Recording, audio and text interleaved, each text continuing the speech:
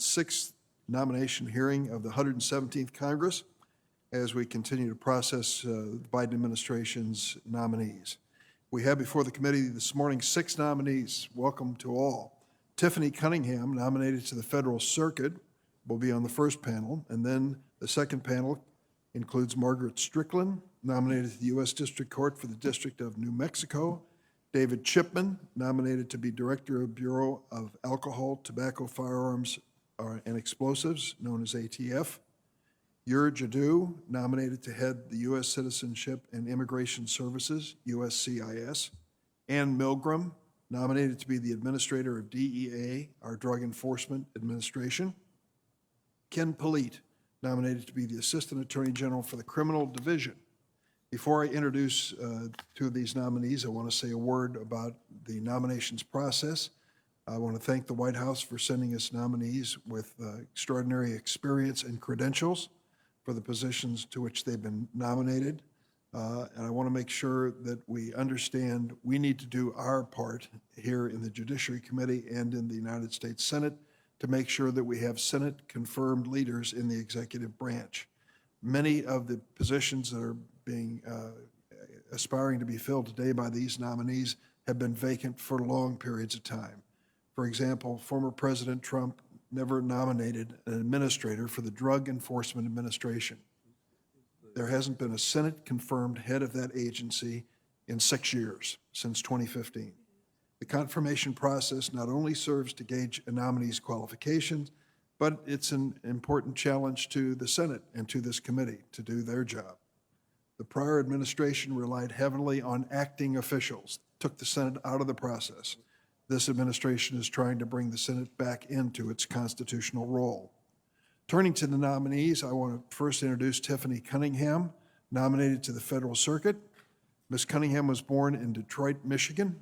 She spent almost 20 years in Chicago. I'm proud to call her a fellow Illinoisan. Her credentials are extraordinary. Undergraduate degree in chemical engineering from MIT, law degree from Harvard Law School, clerkship on the Federal Circuit. Ms. Cunningham has spent almost 2 decades as an intellectual property litigator and has worked on every aspect of patent litigation from the inception of the case through discovery, trial, and appeal. Further, she has represented clients from any number of fields: mechanical engineering, chemicals, pharmaceuticals, biotechnology, computer science, and the auto industry. Her clients include Fortune 500 and other high-tech companies. Given her experience representing both plaintiffs and defendants, she understands the importance of the law being applied even-handedly. Ms. Cunningham will be ready from day one to serve on the bench. She has technical expertise, deep knowledge of patent law, and almost 20 years of experience as a litigator. Finally, I would note that when confirmed, Ms. Cunningham will be the first Black judge to serve on the Federal Circuit. This historic nominee will bring both professional and racial diversity to the court. I also have the privilege of introducing David Chipman, nominated to be the director of the ATF. Mr. Chipman, 25-year law enforcement veteran. After beginning his career as a special agent with the General Services Administration's OIG, Mr. Chipman joined ATF in 1988 when it was still part of the Treasury Department. He served as a special agent with multiple field offices in many locations, including Virginia, Texas, and Michigan, and led a number of components of the ATF in Washington, including the Firearms Enforcement Branch and the Policy Development and Evaluation Branch. While at ATF, Mr. Chipman led or assisted in multiple efforts to combat gun trafficking and the proliferation of gun violence. He also worked tirelessly to bring more attention to the health, safety, and wellness of law enforcement officials nationwide. Since leaving ATF, Mr. Chipman has continued his work advancing bipartisan common sense measures to protect responsible gun ownership while reducing the use of firearms against law enforcement officers and innocent individuals. Mr. Chipman has quite literally been on the front lines in the fight against gun violence. As a gun owner himself and an advocate for principled constitutional gun safety measures, Mr. Chipman is singularly positioned to lead ATF and tackle the gun violence epidemic facing our nation. It's worth noting as well that Mr. Chipman will be only the second confirmed ATF director in the agency's history. I want to repeat that. He would be the second confirmed ATF director in the agency's history, and the first director to ever have served as an ATF special agent. His knowledge of the agency and its purview is unparalleled. In my estimation, he has what it takes: acumen, leadership experience, and commitment to lead the ATF. With that, I turn to my friend and ranking member, Chuck Grassley. You don't have to answer this now, Mr. Chairman, but I would think that science ought to be advanced enough to show us on this virus that we don't have to have this spacing that we have now. Would you check that out for me? If you want to sit closer to me, I'll arrange that. Well, I do, yes, yes. But I think we ought to get to the point where we have some more. I'd like to be able to actually see our witnesses. So maybe think about it. Okay, thank you. Today we're here for 6 nominees, 1 for the circuit, 1 for the district, and 4 executive nominees. The nominee for the federal circuit, Tiffany Cunningham, seems very well qualified. The federal circuit is a specialty court that hears mostly patent cases. It does also hear some other appeals as well, including federal taking, and so I'm going to have some questions for Ms. Cunningham on that subject. The district nominee, Margaret Strickland, is another of President Biden's criminal defense judges. This is the 4th criminal defense judge that we've considered. I want to be very clear that there's nothing wrong with being a criminal defense attorney. Some of President Trump's excellent judges, like Paul Matty of the 3rd Circuit, Raj Singhal of Florida, and Clifton Corker of Tennessee, were criminal defense attorneys. They were out to protect their clients' constitutional rights, all of them. Like I said before, there's nothing wrong with the position that an organization that demands justice takes, but we ought to have equal consideration for thoughts given by that organization compared to some things that were said about judges that came with federalist backing. Groups like Demand Justice have made it clear that's not what they want. They seem to think that these criminal defense judges will defend the police from the bench. I think we should try to find out what kind of criminal defense judges we're getting, a Bill of Rights judge or a demand justice judge. We also have some executive nominees, former Attorney General Milgram and Mr. Polite seem to have relatively broad support.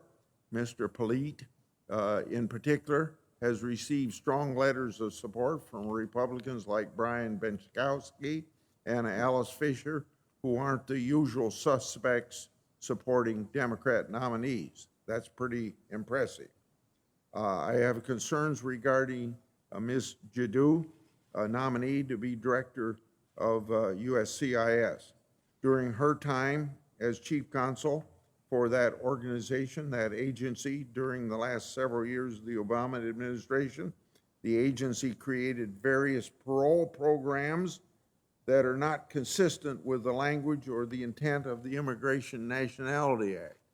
Should she be confirmed, I have concerns about her willingness to further stretch the limits of parole authority, and I hope to get some clarification in her views during today's hearing, and I didn't get that clarification when I had a telephone conference with her. I'm also troubled by statements that she has made on other issues, such as the use of Title 42 expulsion authority at the southern border, funding for immigration enforcement agencies, and asylee law. I believe all of these issues are worthy of thorough questioning and examining before this committee. I regret that today's format hearing will hinder our ability to explore each of these topics, so I will probably have questions in writing on those issues. Lastly, we have Mr. Chapman. Ever since Mr. Chipman, ever since he was announced, I have been hearing from alarmed constituents who care about their rights under the Second Amendment. Mr. Chipman seems to have worked for every prominent gun control group in the country. He's been described by CNN as, quote, a fierce advocate for gun control, end of quote. There isn't a liberal hobby horse on guns that he hasn't ridden, whether it's misleading the public about modern sports rifles, arguing against popular magazine sizes, or advocating for universal background checks. Of particular concern is the contempt with which he seems to view ordinary Americans who buy and carry firearms. And by the way, Mr. Chairman, I don't think I've pulled a trigger of a gun in the last 40 years. If I do, I don't remember when. So I'm not one of these guys that has an arsenal of guns on my farm or any place. So I just come from this from the standpoint of the Constitution. So in regard to Mr. Chipman, to pick just one example, he said last year, quote, if you keep gun, quote, if you keep the gun store open, there's a risk of first-time buyers who are largely buying out of fear and panic and untrained, end of quote. ATF is a significant law enforcement agency. We mostly hear about it when it messes up, whether it's Waco, Operation Fast and Furious, or the Chicago Stash House scandals. But day to day, ATF plays a significant role in the legal trade of firearms in this country. Many see putting a committed gun control proponent like Mr. Chipman in charge of ATF is like putting a tobacco executive in charge of the Department of Health and Human Services, or Antifa in charge of the Portland Police Department. I hope he can alleviate those fears today as we question him. I yield. Thanks, Senator Grassley. We have 4 or 5 members, Democrats and Republicans, who would like to say a word of introduction on behalf of one of the nominees. First, from the state of New Mexico, we have both senators. The senior senator, Senator Heinrich, is joining us remotely, I believe. He'll introduce Ms. Strickland. Floor is yours, Senator Heinrich. Chairman Durbin and Ranking Member Grassley, it's really my pleasure and honor this morning to introduce Margaret Strickland, the President's nominee to be a District Court Judge for the District Court of New Mexico. Ms. Strickland was born and raised in the Southwest border region where this District Court seat presides. She attended New Mexico State University and the University of Texas at El Paso before attending law school at New York University. Ms. Strickland returned to the Southwest after law school and started her career with the Las Cruces office of the New Mexico Public Defender, representing clients in the juvenile drug court and in felony defense work. In 2011, Ms. Strickland formed her own law firm, continuing her public service work representing indigent defendants in federal court. Ms. Strickland has litigated both criminal and civil cases, including a significant number in the federal district court located in Las Cruces, New Mexico. She's also appeared before the New Mexico Court of Appeals, the New Mexico Supreme Court, and the 10th Circuit Court of Appeals, and filed before the United States Supreme Court. Ms. Strickland served on the board of New Mexico criminal defense lawyers for over a decade, including as president. In 2018, the Federal District of New Mexico appointed her to represent all Criminal Justice Act lawyers as a panel representative. Ms. Strickland has also done significant volunteer work with programs that reduce the rate of euthanasia for companion animals. In fact, she and her husband, Greg, foster dogs and puppies so that they can be placed in a home rather than euthanized. If confirmed, Ms. Strickland will be faced with one of the busiest federal dockets in the country and inherit a heavy backload of cases. I am confident that her experience and her incredible work ethic will best position her to immediately get to work. Ms. Strickland is a highly qualified nominee with the right experience, the right temperament, and the right disposition to be a fair-minded district court judge. The ABA agrees with the majority giving her a well-qualified rating. She has spent her entire professional career working in the community in which she will sit. She knows intimately the impact the legal system has on everyday Americans, and she understands that serving as a judge is very different from serving as an advocate. She is ready and prepared for the shift from zealously and effectively representing clients to faithfully applying the law to the facts of a specific case. I also want to take a quick moment to recognize Ms. Strickland's husband, Greg, and their son, George, who I'm certain are so proud to celebrate this moment. I enthusiastically support Ms. Strickland's nomination for District Court Judge for the District of New Mexico, and I hope that all of the members of this committee will join me in supporting this highly qualified nominee. Thank you both. Thanks, Senator Heinrich. Next, we have the junior senator from New Mexico, our new colleague, Senator Lujan. Mr. Chair, it's my honor to be before the Judiciary Committee today to help introduce Margaret Strickland for consideration to serve on the U.S. District Court for the District of New Mexico in Las Cruces. Ms. Strickland, as my colleague Senator Heinrich shared, was born and raised in the Southwest and would bring significant legal experience and judicial experience to the District Court.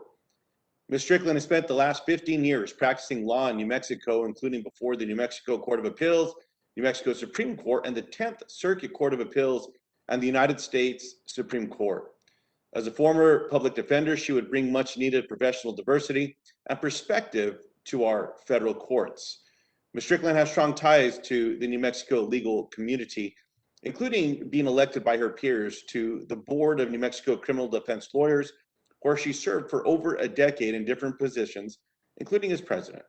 In 2018, she was appointed by the Federal District of New Mexico to represent all Criminal Justice Act lawyers as the panel representative. With a proven record of service and leadership, I'm confident that Ms. Strickland will continue to serve all New Mexicans equitably on the district court once confirmed. She is a highly qualified nominee, and it's my honor to stand with her today. Thank you, Mr. Chairman. Thank you, Senator Lujan. Next, we have Senator Padilla to introduce Ms. Jadot. I think he's going to join us shortly. In the meantime, I'll ask if Senator Menendez is available, also by remote, to offer one of the two introductions of Ms. Milgram, our DEA nominee. Senator Menendez, please proceed. Well, thank you, Mr. Chairman, Mr. Ranking Member, esteemed colleagues. Today, I'm pleased to join Senator Booker in introducing Ms. Ann Milgram, President Biden's nominee for Administrator of the Drug Enforcement Agency. Ms. Milgram's experience as a local, state, and federal prosecutor, a state attorney general, a philanthropy executive, and a respected voice on criminal justice reform make her an exceptional nominee. Ms. Milgram grew up in East Brunswick, New Jersey, was drawn to public service at a young age, serving as a congressional page. She went on to earn her BA from Rutgers College, a Master of Philosophy from the University of Cambridge, and a law degree from New York University. After clerking for U.S. District Court Judge Ann Thompson in Trenton, New Jersey, Ms. Milgram got her start in the Manhattan District Attorney's Office. In 2001, she joined the U.S. Department of Justice's Civil Rights Division as Special Litigation Counsel for Human Trafficking. There, Ms. Milgram won several convictions under newly enacted human trafficking laws, an issue that is deeply intertwined with illicit drug trade. Then in 2007, after serving as counsel in his U.S. Senate office, New Jersey Governor John Corzine nominated her to serve as Attorney General. In this position, Ms. Milgram oversaw a criminal justice division with 21 prosecutors, 30,000 law enforcement officers across New Jersey, a managerial experience that leaves her well prepared to oversee the DEA's 9,000 employees. As Attorney General, Ms. Milgram led investigations into gang activity, organized crime, mortgage fraud, illegal trafficking, and more. She also pursued innovative, data-driven approaches to fighting crime in New Jersey, including a 2007 partnership with the Bureau of Alcohol, Tobacco, Firearms, and Explosives to help New Jersey trace illegal firearms recovered at crime scenes.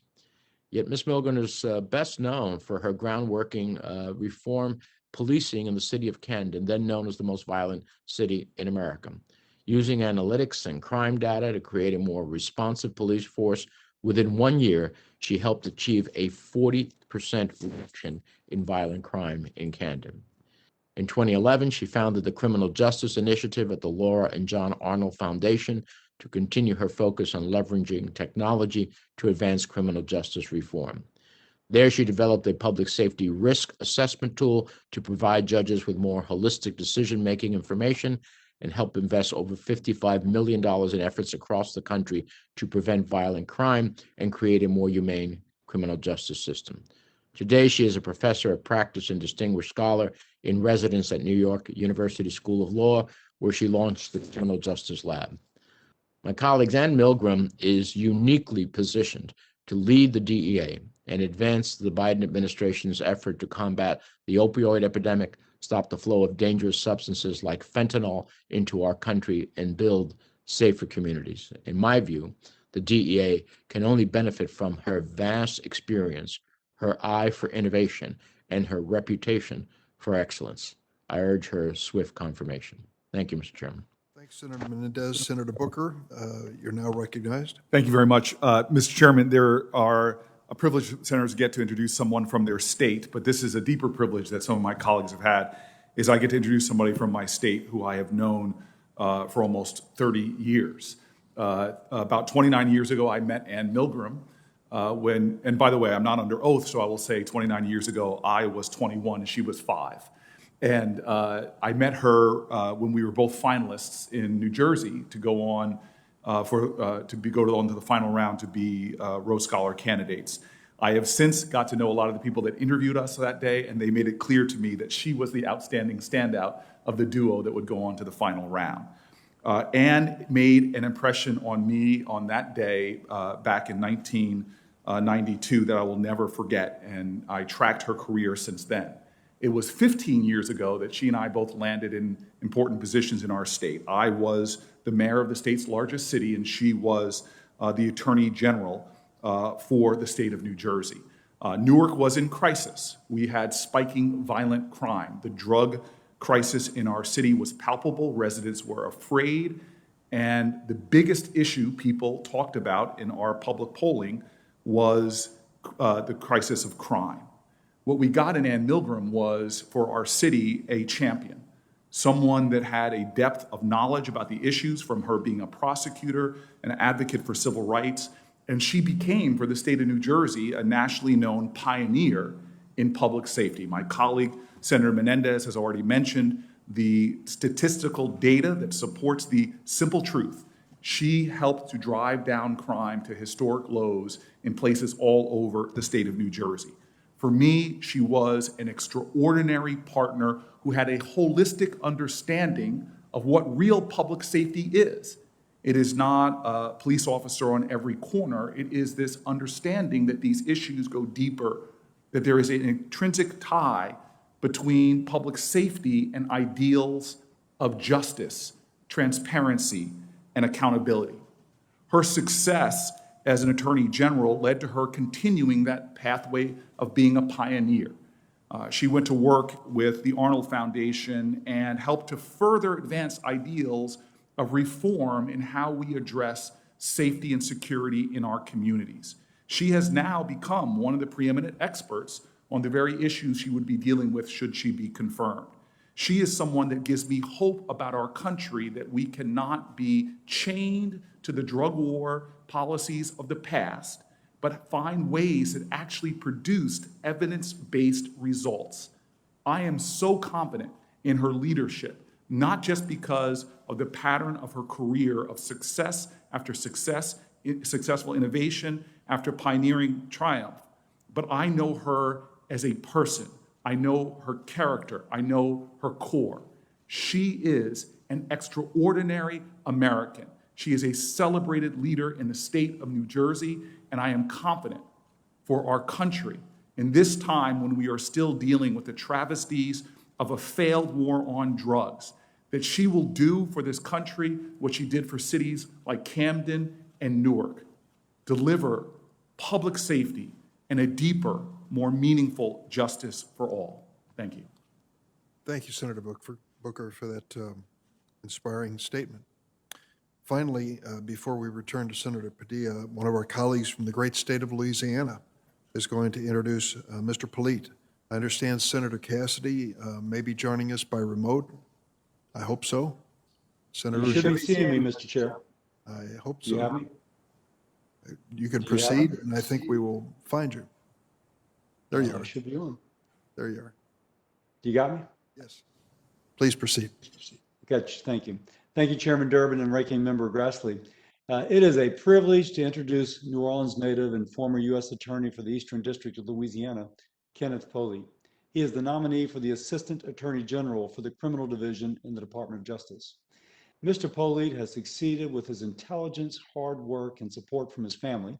He started his life in the Calliope projects in New Orleans, raised by a single mom, driven to provide a future for her children. His mother, Rosalind, took classes at Xavier University, gained employment in the state probation and parole typing pool, which enabled her to move off of public assistance and out of the projects into her own home. She taught her children the power of education by, among other things, taking them to the public library every weekend. It paid off. Mr. Polite received a full scholarship to De La Salle High School. He graduated as valedictorian and subsequently graduated from Harvard University and Georgetown Law School. With his background of hard work and dedication and 2 decades of litigation and management experience in criminal, civil, and compliance law, Mr. Polite is clearly qualified. He's also highly recommended by officials across the political spectrum back home. Republican Louisiana Attorney General Jeff Landry wrote a letter to this committee saying of Mr. Polite's time as U.S. Attorney for the Eastern District of Louisiana that he was, quote, not only an effective crime fighter, but also an invaluable member of the community. Mr. Polite is also endorsed by Mayor LaToya Cantrell of New Orleans and the City of New Orleans Department of Police, sheriffs, district attorneys, faith-based leaders, as well as the FBI New Orleans Field Office former Special Agent in Charge, Michael Anderson, and former Assistant Special Agent in Charge, Daniel H. Evans. I look forward to the committee and the full Senate taking up and approving Mr. Kenneth Polite's nomination. Thank you, Mr. Chairman. Thank you, Senator Cassidy. Has Senator Padilla joined us by remote, I hope, to introduce? Yes, I'm here. Please proceed. Thank you, Mr. Chairman, and apologize for the back and forth. We're wrapping up a markup in Environment and Public Works. I do expect to join you in person in a little while, but in the meantime, I want to thank you and Ranking Member Grassley for the opportunity to introduce Or Mendoza Jadu from the great state of California as President Biden's nominee to be the Director of the U.S. Citizenship and Immigration Services at the Department of Homeland Security. USCIS plays a critical role in our immigration system, as every member of this committee knows. It is the agency tasked with processing and adjudicating visa applications, asylum petitions, and employment authorizations. It also handles the process for granting citizenship to immigrants who have worked hard to come to the United States and pursue the American dream. Ms. Jadu has spent her long and distinguished career working to improve the lives of immigrants in the United States. This work is personal to me and to her. I, as a son of immigrants, and her as a daughter of immigrants.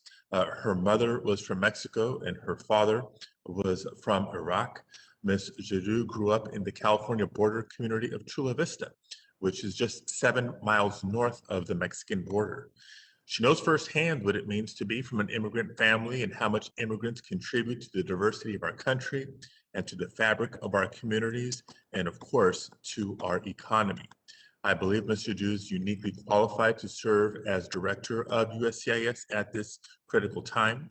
In 2014, she was named Chief Counsel for USCIS, where she led an office of 270 attorneys around the country who provided legal advice to the agency. This included advising on policies and programs, changes in statutes and regulations, and other complex legal issues. During her time as Chief Counsel, she also worked closely with the DHS Office of General Counsel and her counterparts at Immigration and Customs Enforcement and Customs and Border Protection. Her understanding of immigration law and how USCIS functions is second to none. Her career began on Capitol Hill as counsel to Congresswoman Zoe Lofgren. She went on to become the Majority Chief Counsel to the House Immigration Subcommittee when Congresswoman Lofgren was named chair of that subcommittee. She also served as Deputy Assistant Secretary for Regional, Global, and Functional Affairs at the State Department's Bureau of Legislative Affairs. And most recently, she served as Director of DHS Watch, a project of America's Voice. I want to close with the story that Ms. Juju shared with me that perfectly demonstrates her passion for this work, for immigration law, and her commitment to service. While she was a student at UCLA Law School, there was no tenured immigration law professor on staff or an immigration law clinic where she and her peers could help immigrants with their cases. Instead of being deterred, she sought the guidance of her professors, and she and her classmates started their own immigration law clinic. I think it embodies the passion and initiative that we need in the next director of USCIS. She's the right person to lead this agency, and I strongly support her nomination. I urge you all to do the same. Thank you very much. Thank you very much, Senator Padilla. And now I'd ask our first nominee on the first panel. Please stand to be sworn. If you please raise your right hand, do you affirm the testimony you're about to give before the committee will be the truth, the whole truth, and nothing but the truth, so help you God? Thank you. Let the record show that the witness answered in the affirmative. Ms. Cunningham, please proceed with your opening remarks. Good morning. Thank you, Chairman Durbin. Thank you, Ranking Member Grassley, and thank you to the entire committee for scheduling this hearing. I also appreciate the committee's flexibility in the scheduling because I had to attend to a pressing family emergency. I also want to thank President Biden for the nomination. I'm truly humbled and honored. I have some people here to introduce, some people who are present in the room, and also some people who are unable to attend. I'm going to start with the people who are unable to attend. First, I want to introduce my mother. Her name is Patricia May Cunningham. She was born and raised in Paducah, Kentucky. She was a high school English teacher, teaching in the Detroit public schools for almost 30 years. And she's also literally an embodiment of my heart outside of my body. And as I sit before this committee, my heart is partially broken because my mom is facing a very serious medical issue, which is the only reason she is not present today. I love you, Mom, and I will see you again very soon. Next, I want to introduce my father. His name is Elisha Donald Cunningham. He was born and raised in Talladega, Alabama. He is a veteran of the Vietnam War. He worked in the automobile industry for approximately 50 years. I love you, Dad, and thank you for being there to support Mom through this difficult challenge. Next, I want to introduce my aunt, Dorothy Clemens. She was a longtime resident of the Washington, D.C. area and like a second mother to me. She worked for the federal government for most of her life, and in addition, unfortunately, she cannot be here because she passed away in 2015. But I'm confident that she is watching and sending her support. I want to thank the larger Cunningham family, the larger Clemens family, my friends, loved ones, significant other, and other people who have really sent their support my way. I want to turn to introduce the people who are present in the room today, starting with Dr. Manira Kapadia. I've known her since we were 6 years old. She was my first best friend, and she drove all the way from North Carolina to be here to support me today. Next to her is Judge Keanu Lillard. I've known her since freshman year of high school, and she is also a very dear friend and supported me on this journey today. Next to her is Ms. Jan Ann Dubin. She is a consultant in Chicago and another dear friend, and I thank her for her support. Last but not least, I want to thank my colleagues at Perkins Coie for all of their support. I truly appreciate it, and without further ado, I look forward to answering the committee's questions. Thank you, Ms. Cunningham. Yours is an amazing story. It brings you to this moment before the Senate Judiciary Committee and aspiring to this judgeship. And it really is star-studded, the things you have done, chemical engineering from MIT and Harvard and so forth. Let me ask you this question. At this point in your career, you seem to be at the top of your game. Why do you want to give it up to be on the bench? Thank you for that question, Senator. I can tell you that this is literally my dream job. I recall when I was fortunate enough to clerk for the court in 2001 to 2002, one of the first days walking around and really seeing the pictures of the judges on the walls. And I saw a court that had fine jurists, but it was very homogeneous, if I must admit. There were all white judges and only 2 women at that time. And at that point in time, I kind of put it in my mental vision board that I hoped that one day I could be a judge at that court. So I'm truly humbled to be sitting here before you today, and it's really a dream job that I've aspired to. And you've seen a number of judges as a litigator, as clerk. What do you think are the shortfalls of some and the benefits that others bring to the bench? Thank you for that question, Senator. So in general, I have been very fortunate to both clerk for a wonderful judge and also appear in front of wonderful judges across the country. In general, I've appeared in front of judges that really have upheld all the standards of being a good judge. These are fair, impartial, unbiased people who come to the judging without any sort of prejudgment. So I feel like that is really great. In terms of being a judge, and if I were fortunate enough to be confirmed, I really would bring those same qualities to the bench, and I'd also really make sure that I carefully gave every party a chance to be heard and carefully studied the arguments and faithfully applied the law to the facts of a case. Some critics argue that the jury system may not be up to the 21st century challenges, that many issues coming before juries are so technical, so complicated, that the average layman, laywoman, layman would have difficulty understanding them and really coming to a conclusion that as a basis for a verdict or a decision. You're in one of those rarefied atmospheres of the law where there's just that sort of technicality and complexity. What has been your observation on the performance of juries with those challenges? Senator, I've been fortunate enough to try a number of cases, and I've seen juries really meet the task. They absolutely will pay attention to all of the arguments, and what has been incumbent on really all of the advocates is to make sure to explain the technology so it's understandable to a layperson. That really is a duty of every zealous advocate and something that I have really tried to fulfill in my role as an advocate to date. Thank you. Senator Grassley? Thank you very much. Congratulations to you, Ms. Cunningham. It is important for the Federal Circuit to protect the rights of private property owners under the Fifth Amendment taking clause.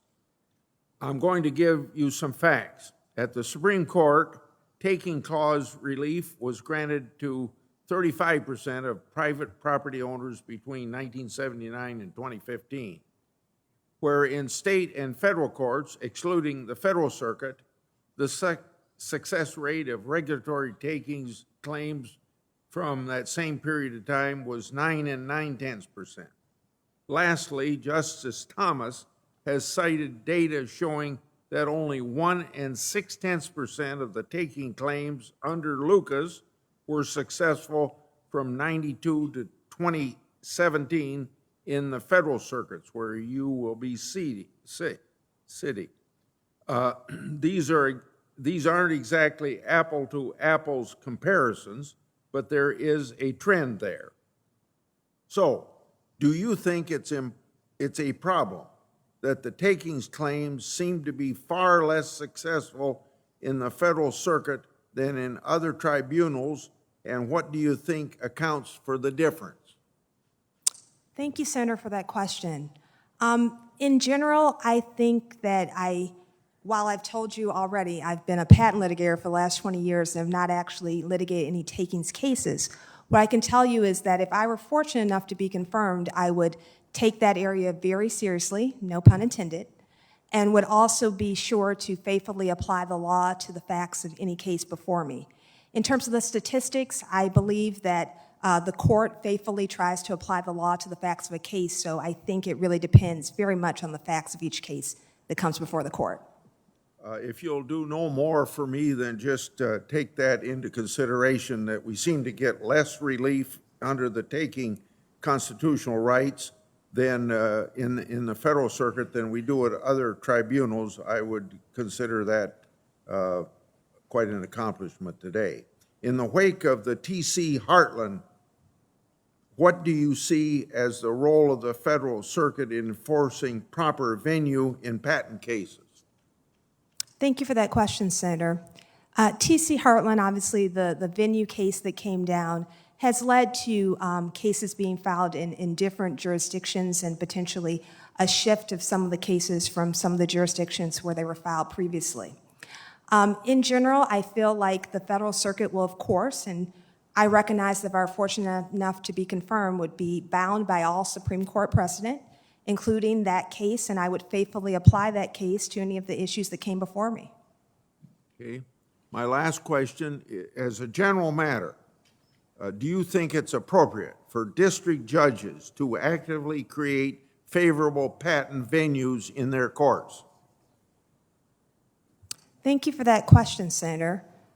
In general, I think that district court judges, just like all judges, need to be bound by the rule of law and just being focused on applying the law to the facts of each case without really taking into consideration regarding what sorts of cases they might want to appear before them. Okay. Thank you, Mr. Chairman. Thanks, Senator Grassley. The next senator seeking recognition is Senator Coons. Mr. Chairman, if I might, I'll defer to my colleague from New Jersey who would like to make just a minute of brief remarks. Of course. Yeah, I just wanted to have 60 seconds. You know, we have these hearings, and this is one of those moments where I feel this sense of exhaustion and exaltation at the same time. And we are in this period, almost 250 years of American history, where we still are counting the first black person to do this, the first black person to do this. And I just wanted to say for this moment, and have no questions for the witness, how extraordinary it is that she is a history maker and a rule breaker should she be confirmed. This is a long and tortured history of federal courts in this country, from Dred Scott to Plessy versus Ferguson to even recent decisions that trouble me on voting rights. But we have to mark these moments where we are making extraordinary progress. The witness before us today is an extraordinary human being by any measure. And I just want to say for the record that the history of our country, our ancestors, black and white, a rainbow coalition of people that have struggled to make a day like this possible, our ancestors are rejoicing, and I'm so grateful to see the witness before us today. Thank you. Thanks, Senator Booker. Senator Coons. Thank you, Mr. Chairman. Ms. Cunningham, welcome. You have very strong credentials and have represented some of America's most successful and best resourced companies like Intel or Microsoft or General Motors. And I'm someone who in IP is always concerned about balance in policy, balance in experience, balance in advocacy. I just am interested in your views broadly, as well as your experience around solo inventors, small startup companies, because often they have quite different experiences in our IP system and different views on the importance of patent protection in particular. Have you represented a small startup company or a solo inventor, or are you aware of the challenges that sometimes face these smaller players when they seek protection under our patent system? Thank you, Senator, for that question. So my representations have been very broad. I've represented both individuals and large companies, as you already indicated, and also smaller companies. So I do have that breadth of representation. And what do you see as the differences in how a General Motors or a Microsoft experiences our patent system versus the somewhat iconic, I know, garage inventor? Sure. I think usually the differences come down to kind of the resources that are available to the companies versus the smaller individuals. So really ensuring equal access for everybody, including the garage inventor, as you indicated, as well as the large companies that may be more well-heeled, is important in our system. We're in the middle, on the floor of the Senate right now, in debating and hopefully moving towards a final vote on a bill designed to strengthen innovation, R&D, our competitiveness as a country. And I'm concerned about China's ongoing theft of American intellectual property. I'm also alarmed by the contrast between China's recent efforts to bolster its IP regimes and the weakening of protections for creators and innovators in our system. How do you view the the challenge or the potential threat to our global leadership in IP by China? Thank you for that question, Senator. So in general, I've seen some statistics, for example, that show that China is involved in potentially 60% or so of trade secret cases, and I'm aware of some of the theft concerns and some of the issues that I believe this body and Congress at large are considering. I also am aware of a fairly recent suit where there was essentially an anti-suit injunction that took place, and then the Texas court, it was the Eastern District of Texas, I believe, before Judge Gilstrap. It looks like you're familiar with this particular decision I'm describing, Senator Coons. But in that particular case, it was a situation where the Texas court decided that that court could go ahead and proceed on the merits. But I think that's another concern, and I think it interrelates with the concern that you flagged. One of the areas that Senator Tillis and I worked hard to try and find some common ground and some path forward on in the last Congress is subject matter the eligibility Section 101 jurisprudence. And I would argue, we have heard from many former heads of the PTO, many practitioners in the field, even judges on the circuit to which you've been nominated, that there is profound uncertainty about the path forward in Section 101 jurisprudence. And I recognize there's real limitations on what you can say in a confirmation hearing, but do you believe the Federal Circuit could provide greater clarity or certainty in this area? Are you concerned that some critical technologies around things like artificial intelligence or personalized medicine are now not eligible for patents, or there's lack of real clarity and that's impacting our competitiveness as a country, particularly in these two critical areas? Thank you for that question, Senator Coons. So I know this is an area that I think is near and dear to your heart as well as to some of the other senators' hearts. And in general, in terms of Section 101, I think the impact of the Alice and Mayo decisions and kind of that framework, the two-step framework that it looks like you're familiar with that was set up, has led to decisions where there is more in terms of cases where really there's Section 101 invalidation decisions that come down.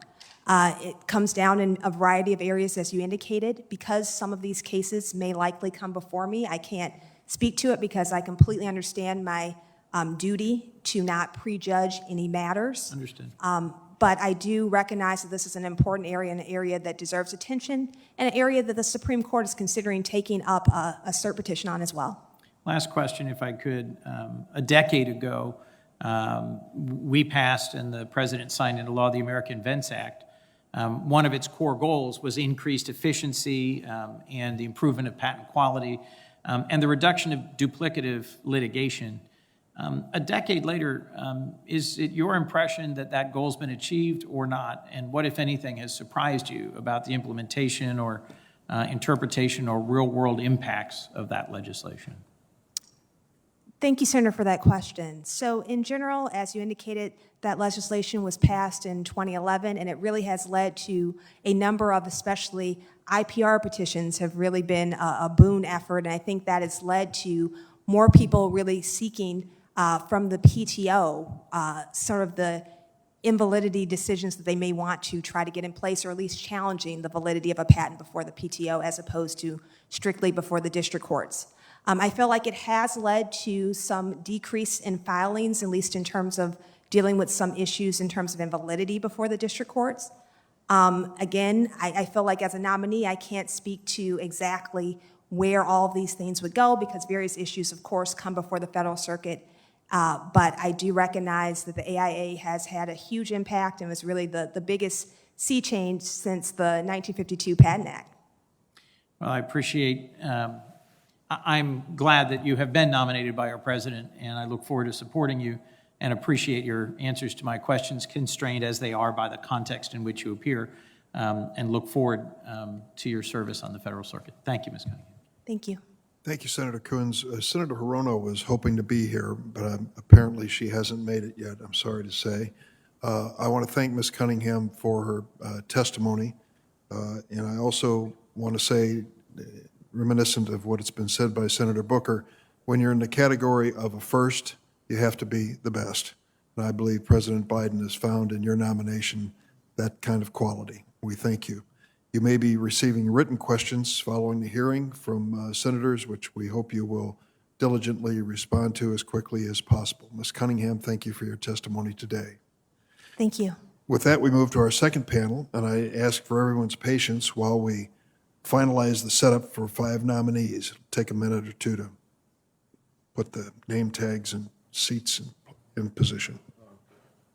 So what is Jim want me to do?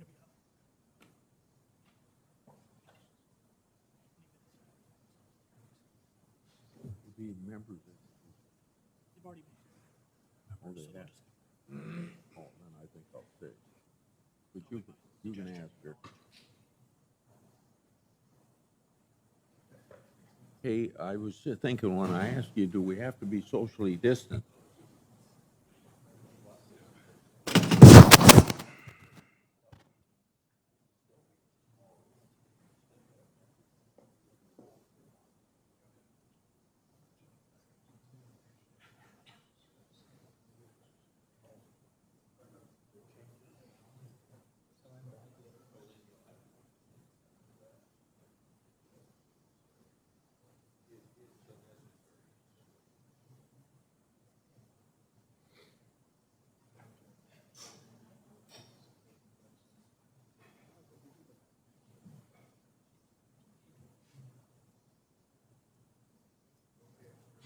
I think we have the 5 witnesses, and we'll hear from them in their opening statements after they stand to be sworn. Please.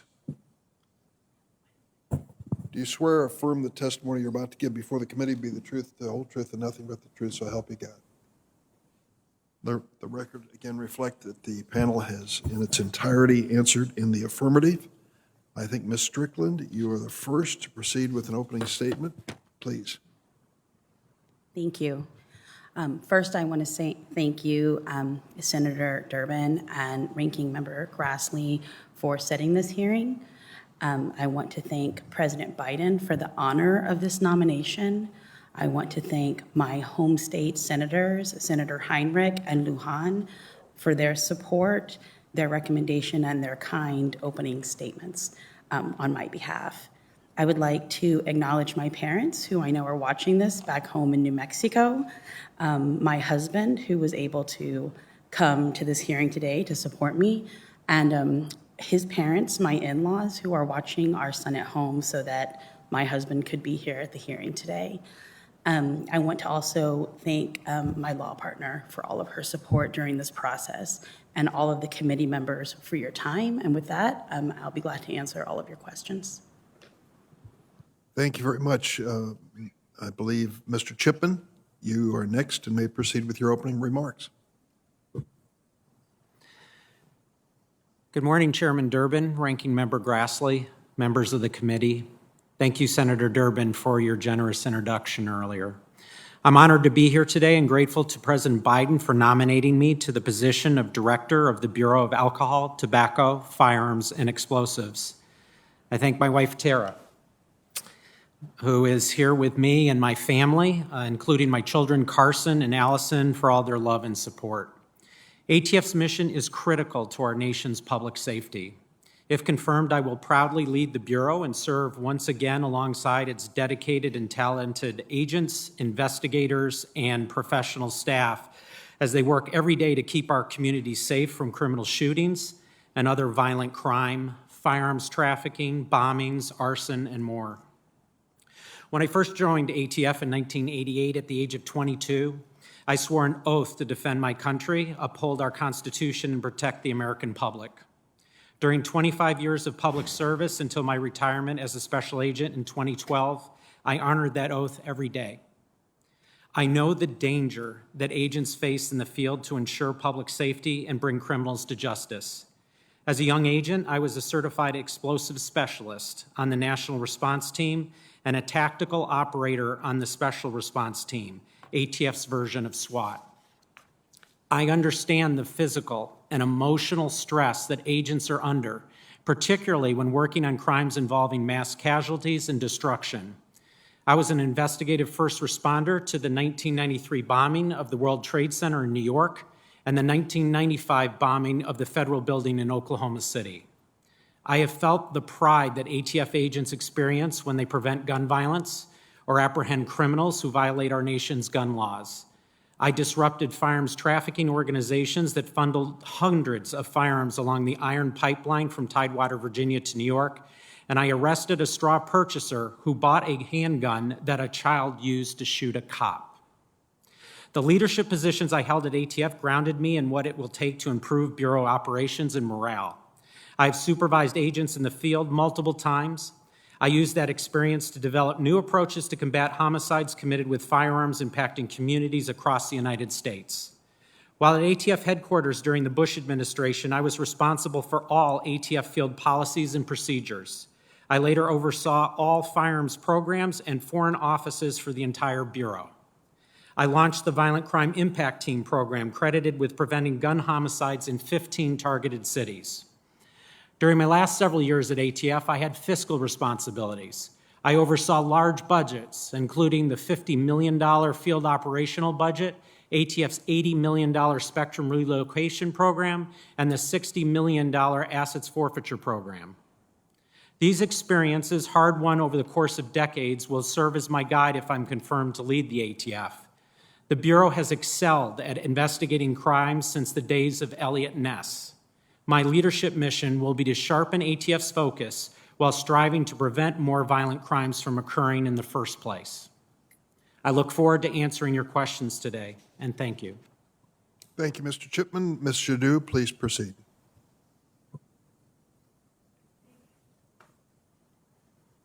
Thank you, Chairman Turbin. Thank you, Ranking Member Grassley. I greatly appreciate the honor to be considered by this committee for Director of U.S. Citizenship and Immigration Services. I would especially like to thank Senator Padilla, my home state senator from beautiful California, for your kind and gracious introduction. I'd also like to thank Senator Feinstein for opening the door to federal service as a summer intern in your San Diego office 25 years ago. I come before you today the product of a uniquely American experience. My late dad, a Chaldean Catholic from northern Iraq, came to America as a bright-eyed foreign student in the 1950s with dreams of freedom, democracy, and opportunity. He also found love and marriage of almost 50 years to my late mom, an immigrant from Mexico, beautiful inside and out, who arrived with an equally ambitious American dream. My parents would go on to raise 3 daughters and strive for their American dream in a southern suburb of San Diego, less than 10 miles from the US-Mexico border. My husband, Peter, my rock, who's right behind me, is here today, along with our 2 amazing daughters, Soli and Luna, my sun and moon. Peter's family shares a very similar story. His parents, Coptic Christians from Egypt, immigrated to America to serve in the medical field. His dad served as a doctor in the US Navy as a lieutenant commander. His mom trained and became a radiation oncologist, helping thousands of cancer patients through very difficult times. America has been strengthened by the big dreams, hard work, and contributions of millions of immigrants and refugees who have come to our shores to forge a better life for themselves and their children. At the heart of a functioning immigration system is an agency that effectively processes immigration and naturalization applications under the law, like those of my family and so many others. This means that USCIS must process applications fairly, efficiently, and in a humane manner, be accessible, transparent, and accountable, and safeguard the integrity of the system and ensure the security of the nation. My most immediate responsibilities, if confirmed, will be to return the agency to firm solvency, resolve dramatically increasing processing times and backlogs, and utilize 21st century tools. I'll work to ensure that USCIS retains the confidence of the American public as an agency able to fulfill its mission. In addition, I'll work to ensure that the hardworking and dedicated men and women, my former colleagues at USCIS, have the resources, support, and leadership they need to carry out their roles without undue difficulty. I'd like to thank the President for nominating me, Secretary Mayorkas, and many others who've supported me through this process. Thank you very much for considering me for the honor of serving as USCIS Director. Thank you, Mr. Dew. Ms. Milgram, you may now proceed. Thank you, Chairman Durbin, Ranking Member Grassley, and members of the Judiciary Committee for the opportunity to appear before you today. I am grateful to President Biden for nominating me to this important position, and I want to extend my deepest thanks to Senator Booker and Senator Menendez for their very kind introductions. At the outset, I want to thank my family for their love and support. My husband and my nephew are here with me today. My parents, my sister and her family, and our son are watching on TV. As I sit here today, I cannot help but think about my grandfather and my great-grandfather, both police officers who rose to become the chief of police in South Amboy, New Jersey. I know that they would be incredibly proud to see their granddaughter nominated to lead the dedicated, passionate, and tenacious professionals at the Drug Enforcement Administration. Today, the DEA is called upon to address some of the most significant challenges in our nation. We are in the midst of an ongoing crisis of prescription opioid addiction. It is a homegrown problem where most of those addicted to opioids begin by taking prescription drugs that they are prescribed or that they find in the medicine cabinets of their families and friends.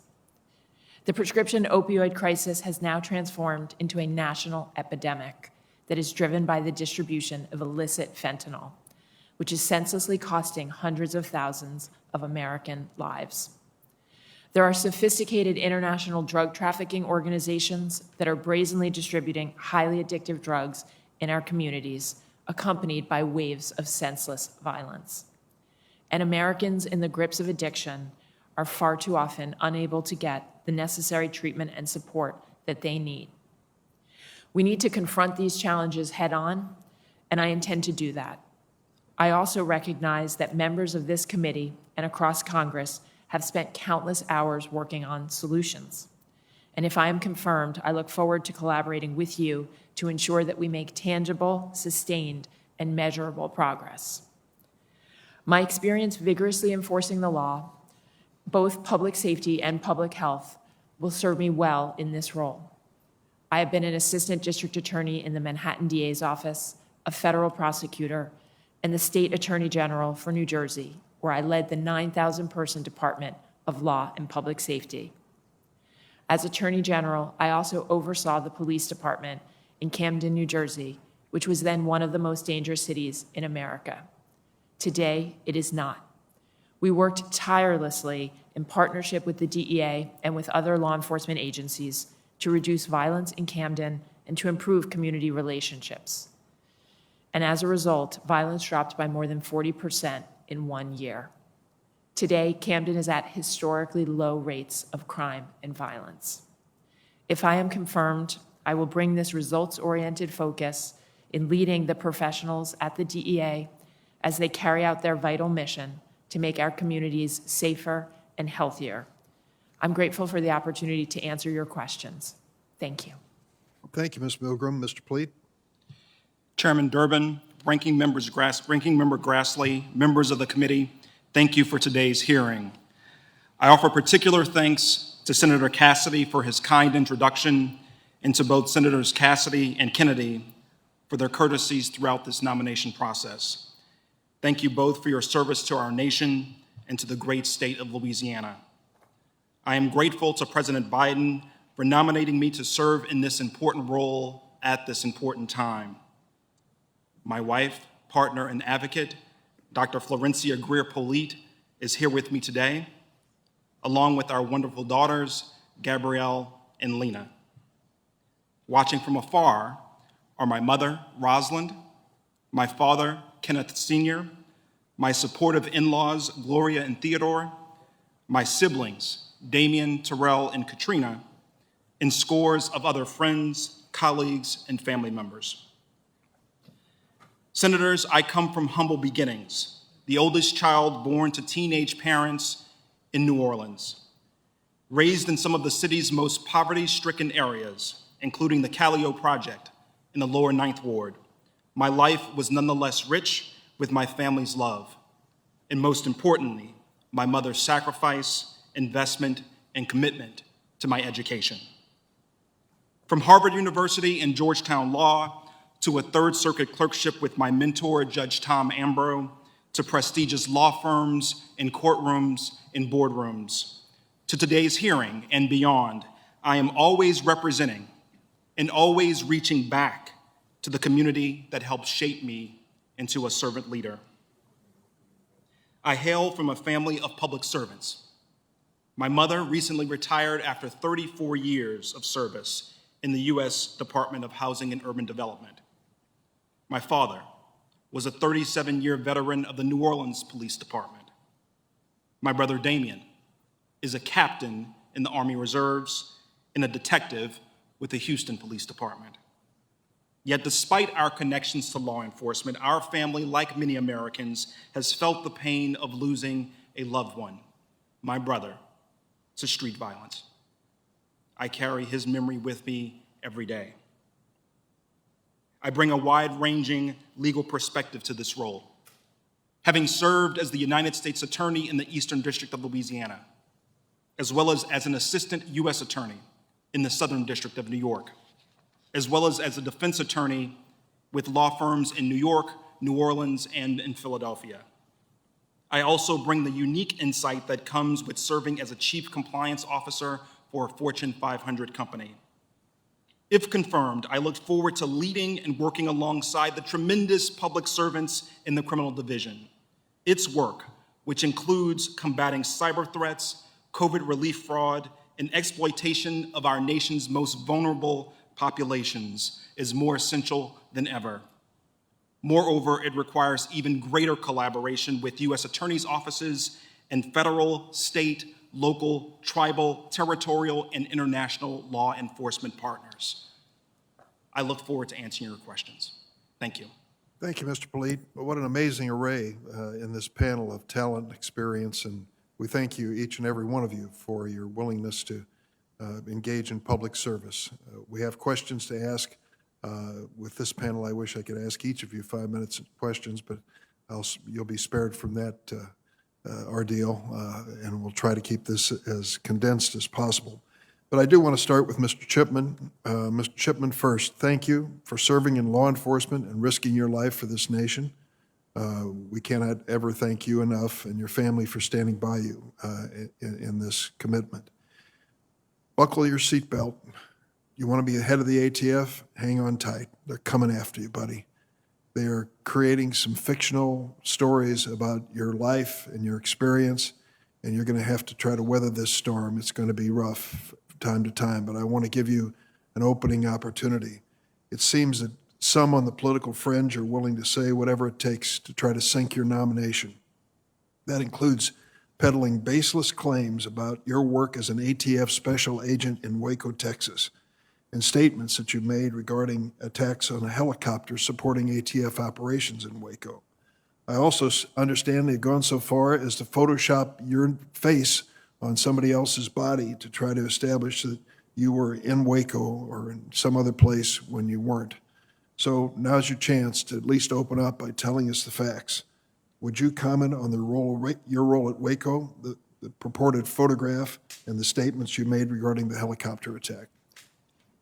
Thank you, Chairman Durbin, for the opportunity to address these issues.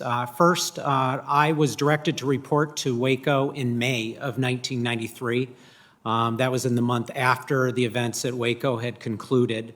My role was to be assigned to a group of DOJ employees who were investigating the events there. And one of the reasons I was selected is because I had no involvement in the actual case that was being examined. With regards to a photo that I too have seen on the internet, this is not me. It is, in fact, a real photo that comes from the time of Waco. It has a stamp on it that showed that it was evidence. But during the course of the investigation, I interviewed all of the ATF agents at Waco, and that is not an ATF agent. And then finally, the question about what I believe you're responding to is I had the opportunity to do an event on Reddit Reddit is one of those things where people fire questions at you and you have to type very fast. And I got a question about the lethality of the .50 caliber rifle and how often it was used in crime in the United States. And I was trying to be candid and say that the only case that I knew of that .50 calibers were used was at this incident at Waco that I was familiar with. And I was also familiar that Branch Davidians had in fact shot two of the planes, helicopters. There were bullet holes, and I saw the pictures of that. I could have done a better job by describing them as being forced down because of the gunfire as opposed to shot down, which might have left the impression that they were blown out of the sky, which they were not. And I regret that confusion I added. Thank you very much, and I'm sure you'll have ample opportunity to answer that and similar questions as we proceed. Ms. Milgram, I think one of the really startling things that I learned in this Judiciary Committee many years ago as we considered the role of the DEA was the responsibility of the Drug Enforcement Administration of the United States federal government to determine each year how many opioid pills would be produced by pharmaceutical companies across our nation. Between 1993 and 2015, the agency which you are hoping to lead allowed production of oxycodone to increase 39-fold from 3.5 tons to 151 tons with DEA approval. Senator Kennedy and I authored legislation to require DEA in our quota setting to take into account the fact that that was way too many, and there were many people who were abusing it, and too many overdose deaths. I'm encouraged that the quota has gone down from 14 billion opioids on the market in 2016 to 9.7 billion in 2019, but that is still too much. Those pills are enough, that quota is enough for every adult in America to have a 2-week supply of opioids. Haven't we learned our lesson? Have you addressed this issue? Are you aware of it? Senator, thank you for that question, and thank you also for the leadership that both you and Senator Kennedy have shown in raising this issue and in passing the SUPPORT Act. I agree with you that drug diversion remains of critical and urgent importance for the DEA. We've seen between 2019 and 2020, approximately 90,000 Americans have overdosed. And again, many of those individuals are starting on opioids through their medicine cabinets and through the medicine cabinets of their family and friends. So I share your concern about this issue. You have my commitment that if I am confirmed, this will be a high priority issue to look at the quotas and to work with you, I hope, and other members of this committee on this important issue. I'll just say to my colleagues, it is hard to understand how the pharmaceutical industry can year after year ask for approval for the production of billions of these opioid pills when we're going through this scourge of overdose and all the heartbreak that it brings with it. And I hope the DEA will finally stand up and say enough. Thank you very much, Ms. Milgram. Senator Grassley. One question for Ms. Strickland. What, if any, is your relationship with the group Demand Justice or its leaders like Brian Fallon and Chris King? Thank you for the question, Senator. I have spoken with Mr. King. And that's the answer to your question. You've had one conversation with him. I believe I've spoken to him twice, maybe 3 times. Okay. Now for Ms. Jadu. As you're aware, the Immigration Nationalization Act grants Homeland Security the authority to temporarily parole an alien into the country on a case-by-case basis for specific reasons. Unlike with DACA, aliens who are paroled into the United States are eligible to adjust their status and obtain green cards. Now, the Vice President has said and called for granting of parole in place to countless young people who are living in the United States illegally. This would have the effect of bypassing Congress and giving millions of people living illegally in the United States a path to legal status or U.S. citizenship, unlike some of us who would like to do that if we could get it done reasonably on a bill passed in Congress. Do you agree with the Vice President's proposal to grant parole in place to potential millions of so-called dreamers? Thank you, Senator, for the question. My job as USCIS Director, if I'm confirmed, will be to work with the attorneys in the agency to understand that provision and understand who it could apply to. I would have to study what the Vice President is recommending or suggesting, and I would have to work with the people who understand the provision of law and apply it to the facts of the individual on a case-by-case basis to determine that answer. Okay, then let's go to the law. One more question for you.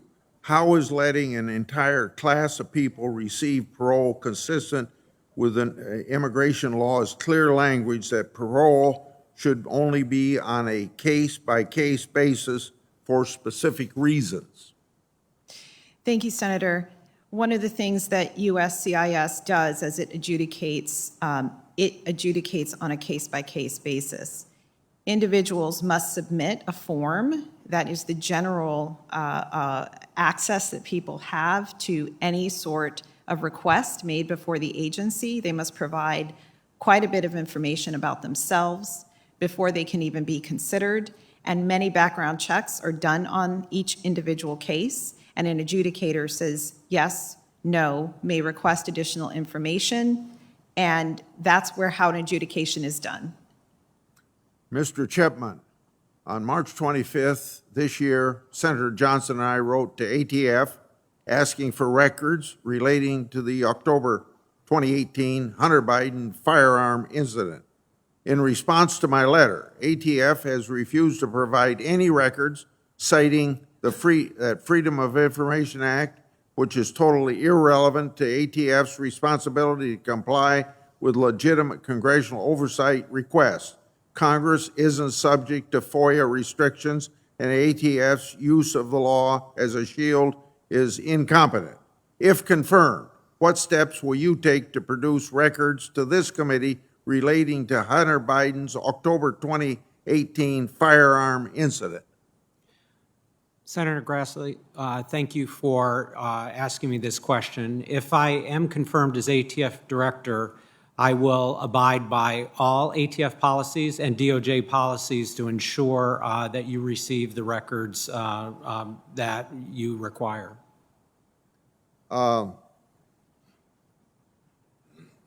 This matter's been all over the news.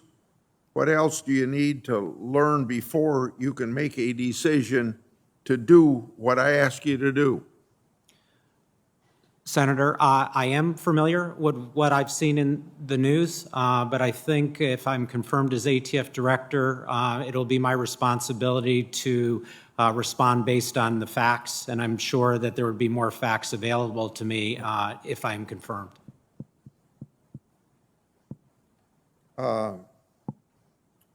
I will submit the rest of my questions for answer in writing. Thank you, Senator Grassley. Senator Leahy. Thank you, Mr. Chairman.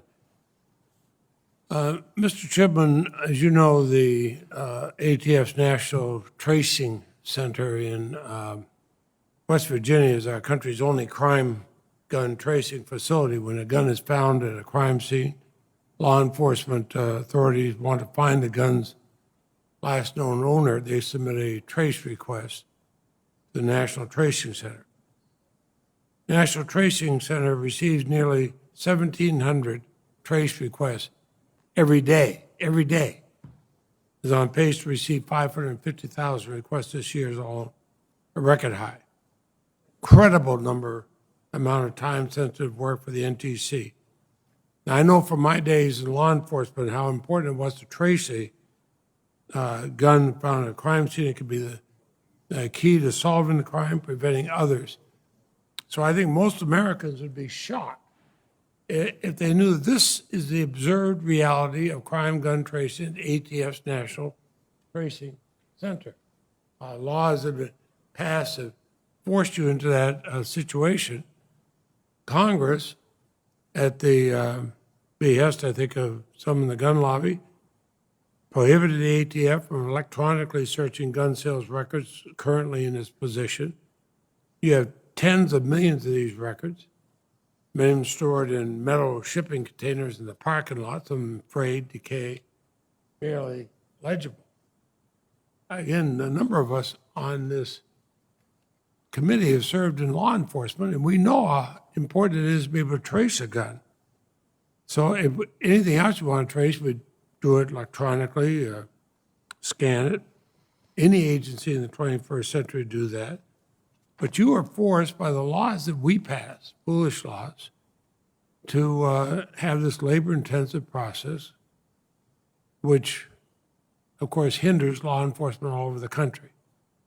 I think we have to act swiftly to bring the ATF into the 21st century. Just yesterday, I reintroduced the Crime Gun Tracing Modernization Act. It's supported by the Justice Department. It would allow ATF to electronically search crime gun records. So, Mr. Chipman, my question is, do you agree that further improving the efficiency of crime gun tracing is going to help law enforcement throughout the country? Thank you, Senator, for this question, and thank you for being so passionate about something that's just so critical to not only the functions of state and local law enforcement, which ATF supports, but the mission of ATF to disrupt firearms trafficking. As a young agent in Norfolk, Virginia, there was not a single trafficking case that I was able to make that didn't rely on the tracing center. And I can confirm those pictures are accurate, at least as of 10 years ago when I oversaw the activities there, that we have dedicated federal employees that are just meeting obstacles that are inhibiting the ATF from doing a good job. And that is telling local cops where crime guns came from, which is just a very valuable lead. I'm told that electronic traces could potentially save hundreds of thousands of hours on traces overall. I think that's why so many law enforcement agencies support my legislation. In fact, Mr. Chairman, I'd like to enter letters of support from the Federal Law Enforcement Officers Association and the Major Cities Chiefs Association. Without objection. And since 2013, Mr. Chipman and I have been working with ATF on bipartisan legislation to curb straw purchasing and firearms trafficking. I worked with Senator Collins and Chairman Durbin to reintroduce our legislation that help us stop this kind of straw purchases. Why is that important that we be able to do that? Well, it's critical. One of the most significant cases I ever was able to make in my ATF career was actually in Waco.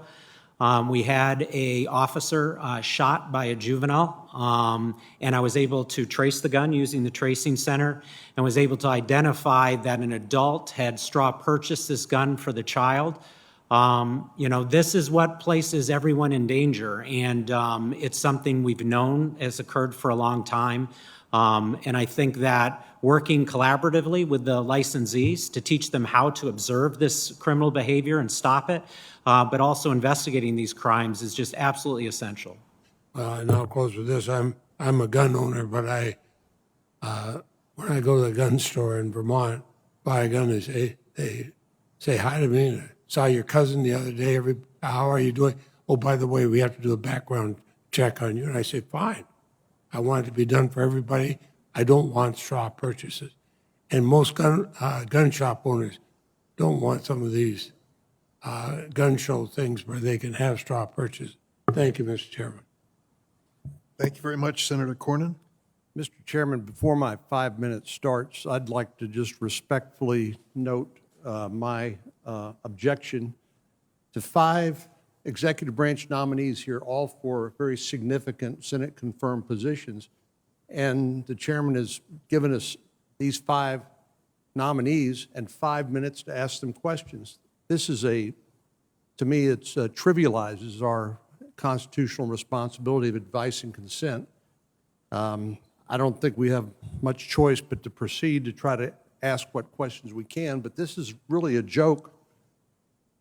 And when it comes to our constitutional responsibilities, I understand the eagerness of the chairman and the administration to move nominees as fast as they can. It's a frustration for every administration, every Senate majority, but this is really beyond ridiculous, and I just would respectfully note my Senator, if I could respond.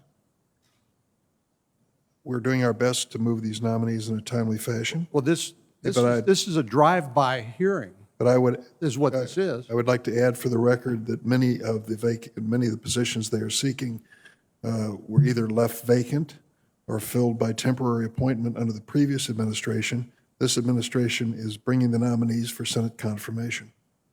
Mr. Chairman, I support the nomination and will, in all likelihood, vote for the confirmation of some of these nominees, but there's some I have serious questions about that I'd like to have a chance to ask them. But having noted my objection, let me just proceed. Ms. Jadu, in 2015, the Permanent Subcommittee on Investigations here in the Senate did an extensive multi-year investigation into the placement of unaccompanied children with sponsors here in the United States. They documented that in one case, the Office of Refugee Relocation placed 8 children in a forced labor condition. Basically, what happened is human traffickers posed as sponsors, and then ORR placed these unaccompanied children with sponsors who then trafficked them and used them for forced labor. Do you believe the current procedures that are in place to vet sponsors for placement of unaccompanied children are acceptable? Thank you, Senator, for that really important question. As a mother, the protection of children is, I can't even describe how important it is, not only to me personally, but parents everywhere. On this specific issue, as the director of USCIS, if I'm confirmed, this is not generally the area where I would have a specialty, and I don't necessarily have a specialty in the placement of children in specific homes. I am aware that USCIS currently is assisting in the mission of Homeland, that HHS, Health and Human Services at the moment, and they have been trained under the current procedures. But unfortunately, I have not been brought up to speed on those issues, and I would certainly, that would be one of the first things I would want to do to ensure that the officers of USCIS have the greatest amount of information and training available to them to place children in safe and loving homes. Are you aware that as of May 24th, 2021, that the Biden administration has 18,187 children in custody? I was not aware of that specific number, but I have heard it's a larger number. And are you aware that since the Permanent Subcommittee on Investigations conducted this multi-year investigation into the placement of unaccompanied children with sponsors, there has been no change in the policy. In fact, there is no government agency that is responsible for following up on the placement of these children. Are you aware of that? As I stated, sir, I was not aware. That's not a process that I'm a specialist in. I don't have much expertise in that area, but certainly to the extent that USCIS officers, if I'm confirmed, are involved in that process, I would like to learn as much about it, and I thank you for bringing that to my attention. I would definitely like to take a look as soon as I'm confirmed. As a matter of fact, on March the 11th, 2021, the Biden administration entered into a new memorandum of understanding regarding unaccompanied children, terminating the cooperation between HHS, ORR, ICE, and CBP with regard to vetting the background of the sponsors with whom these unaccompanied children are placed. In other words, as bad as this committee report is, and it dates back to 2015, there's been no change in the follow-up of these children that are being placed with potential traffickers, people who would subject them to forced labor, assault them, abuse them, exploit them. The Biden administration has just made that harder to vet because they terminated the memorandum of April the 13th, 2018. Mr. Chipman, I wanted to ask you, do you recognize an individual right to keep and bear arms? Thank you for that question, Senator. The Supreme Court has recognized that right. I'm a gun owner myself, and the answer is yes. And is a law-abiding gun owner a threat to public safety, in your view? Thank you for that question, Senator. If the term law-abiding means someone has lawfully possessed a gun, there are often occasions that that person then goes on to commit a violent crime. If you're just saying characterize the majority of gun owners, the majority of gun owners are law-abiding. What's the role of the ATF or the federal government in restricting the right of law-abiding gun owners to keep and bear arms? You said that some of them may go on to commit crimes, but so far we're not living with, I guess, the movie The Minority Report, where we have the capacity or ability to investigate pre-crimes. So what restrictions would you place on the right of a law-abiding citizen to keep and bear arms under the Second Amendment?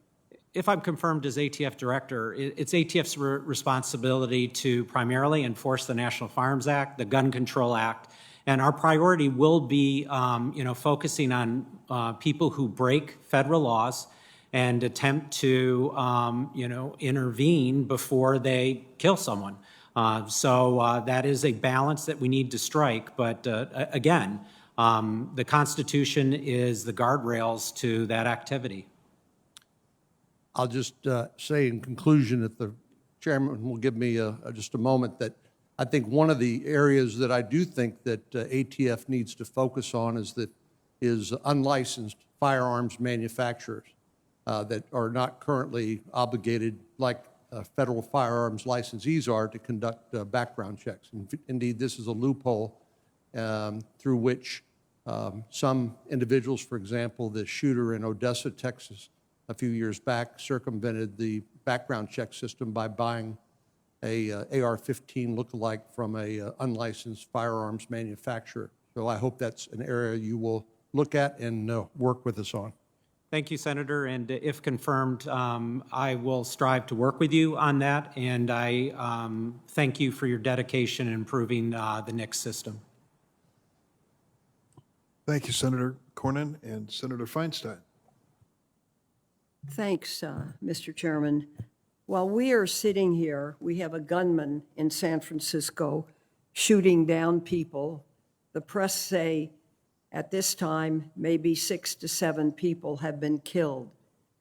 Mr. Chipman, gun violence is so prevalent in this country. What are the first steps you will take to do something about it, if any? Senator, well, I wanted to say thank you for that question, but first, I'm sorry to hear that news. I wasn't aware of that. If I'm confirmed as ATF director, one of our priorities at ATF will be focusing on gun trafficking, the unlawful transfer of legal guns to criminals, and perhaps in this case, a crime like this could be prevented. So as ATF tries to solve crimes, we will have to strive just as hard to prevent them from ever happening in the first place. Well, I thank you. And I guess I've been listening to these questions being asked and responded to for more than 20 years now, and nothing changes on the streets. And I think we all need to think a little bit about that. This is a gun-happy nation, and everybody can have their gun. But what is happening out there in the killing of innocents should be protected by our laws. And unfortunately, we're not making the laws that can protect people from this kind of gun crimes. Last fiscal year, the number of inventory inspections conducted by ATF to ensure that weapons are not diverted to criminals fell to just over 5,800. And my understanding, that's down from 13,000 in fiscal year 2019. So your department is sitting by and all of this is happening. At the same time, gun sales were spiking around the nation. Even before the pandemic, ATF inspected less than 15% of licensed dealers in a year. So I'm not a great fan of those numbers. If confirmed, what will you do specifically to increase the number of ATF inspections? Thank you for this question, Senator, and it's a very important question. If confirmed, very early on in my tenure, I want to find out the reasons for that drop in statistics. One thing strikes me is I'm unsure how COVID impacted the ATF workforce. But certainly, when just looking at the numbers, we have to ensure that ATF inspectors are targeting those firearms dealers most at risk. I also see in those numbers that a large percentage of the inspections result in no findings, which suggests that in those cases, the dealer is compliant. So I think a whole review of what's going on to make sure that the limited resources that ATF is used efficiently to further this mission is absolutely critical, and thank you for bringing up this important point. Well, thank you, and I will do everything within my power to see that you have the staff to do this if you really show that you're going to do it, because I am increasingly concerned as the numbers of mass shootings go up, people dying, and that is happening on our streets right now. Gun sales are spiking across the nation. And ATF's record has decreased from, as I understand it, down to 15% of licensed dealers being inspected in a year. Is that a correct figure? It was in the New York Times, 5/2/21. Senator, thank you for that question. It is my understanding that ATF has not yet been able to meet a self-imposed goal of inspecting dealers every 3 years. It's something that ATF is mandated to do with explosives dealers. So I think it's a good goal. Again, if I'm confirmed, I will get to the bottom of this situation.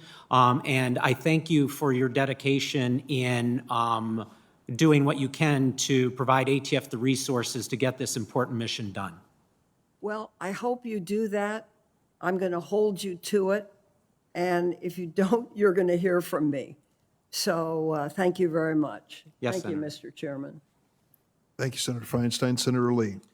Thank you, Mr. Chairman. Like Senator Cornyn, I'd like to make a brief statement, not counting against my time at the outset. I just want to express agreement with what Senator Cornyn said, and while I'm certainly sympathetic to the need to get through nominees. It is different than establishing that we need to have all 5 of these nominees in a single panel in a single hearing. If we need to have more hearings, fine. If we need to have more panels of the same hearing, that's fine too. This is a difficult spot to cover. This many nominees of this much significant in one hearing can be tough. Thank you for letting me address that. Mr. Chapman, I'd like to start with you. I believe Senator Cornyn referred briefly to a statement that I independently found concerning, a statement that you had posted on Reddit back in 2019, when you said, quote, "While at ATF, I conducted studies involving people who failed background checks to determine how many later committed crimes with a gun. Many did. This is a perfect opportunity to arrest people before committing crimes rather than responding after the fact," close quote. I find this statement very troubling, especially troubling for someone who's been nominated to serve as the ATF director, because even setting aside for a minute the Second Amendment, even before you get to the Second Amendment, this violates our most fundamental rules of due process, talking about a desire to arrest people before committing crimes rather than after the fact. It's not how our criminal justice system works. And if that's how you view people, that is concerning to me. Now, this is compounded by other comments you've made that, to me, reflect a certain degree of disdain toward gun owners, and in particular, new gun owners. On April 3rd of 2020, just over a year ago, you gave an interview with Cheddar News. and you were talking about increases in gun sales, especially first-time gun owners who had decided to purchase a gun for the first time during the pandemic. In the interview, you openly mocked first-time gun owners, saying that they were, quote, more like Tiger King, and then advising them in quite a mockery to hide their gun, quote, behind the cans of tuna and beef jerky they have stored in a cabinet, and only bring that out if the zombies start to appear, close quote. When I first saw this, I watched the clip and I read the clip several times, hoping that I was missing context, hoping that there was something else there that would make this less troubling. It concerns me that you, as the nominee to be the director of the ATF, would have such a flippant and, if I may say so, utterly condescending attitude toward first-time gun owners in this country. I say this as a former federal prosecutor, one who worked with ATF agents and agents from many other agencies. This is a troubling, flippant attitude for somebody who's going to head this agency. Now, you may find it interesting to learn that a survey of federal firearms licensees conducted by the National Shooting Sports Foundation shows that retailers supported the highest average percent increase in sales to Black Americans during the first half of 2020, with large increases also to women and to Hispanic Americans and Asian Americans as well. So why would you choose to insult so many of your fellow Americans with a statement like this, based on the fact that they purchased a gun? Senator, thank you for allowing me the opportunity to address both of these comments that I believe were misunderstood and taken out of context. I'll start with the first. When I was talking about the prosecution of people who had lied and tried to buy a gun, clearly those people who lie and try have committed a serious federal felony. And what I suggested is if we did research, we could determine which of those people were most likely to later commit some violent crime. And I do believe it would be ATF's mission, that of prosecutors, to prosecute those people who committed a serious federal felony before, striking again and killing someone. With respect to the other quote, I'll just say briefly. So are you saying that what you in fact meant was before committing other crimes and after committing a predicate crime? Is that what you're telling me that you meant when you said this is a perfect opportunity to arrest people before committing crimes rather than responding after the fact? Is that what you meant? Senator, thank you for the question and thank you for the opportunity to clarify.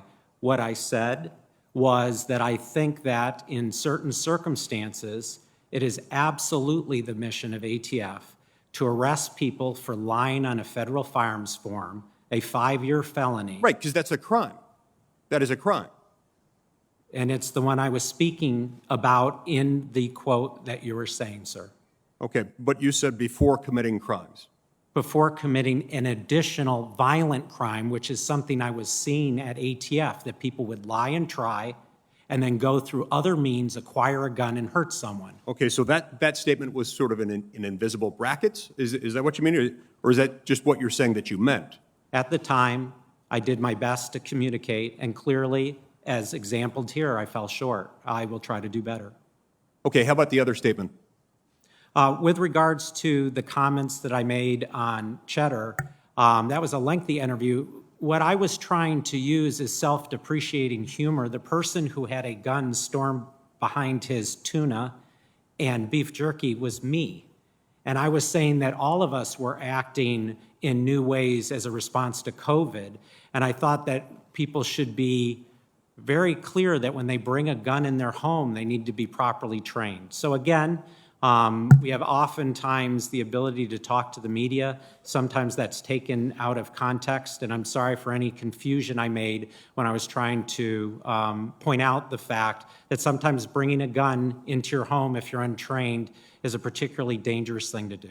It does concern me that these statements that you say are taken out of context or misunderstood are not themselves out of context. When you view them in context against other statements you've made, statements, including statements that you made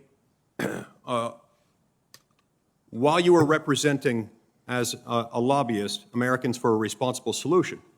You were talking about silencers, about sound suppressors used on firearms. You said, you know what protects your hearing better than a silencer? Earplugs. And you went on to say that making it easier for people to purchase silencers would make it easier for active shooters to inflict serious harm on our communities without being protected by trained law enforcement professionals. Now, the Washington Post, hardly a bastion of conservative right-wing nutcase journalism, gave that 3 Pinocchios.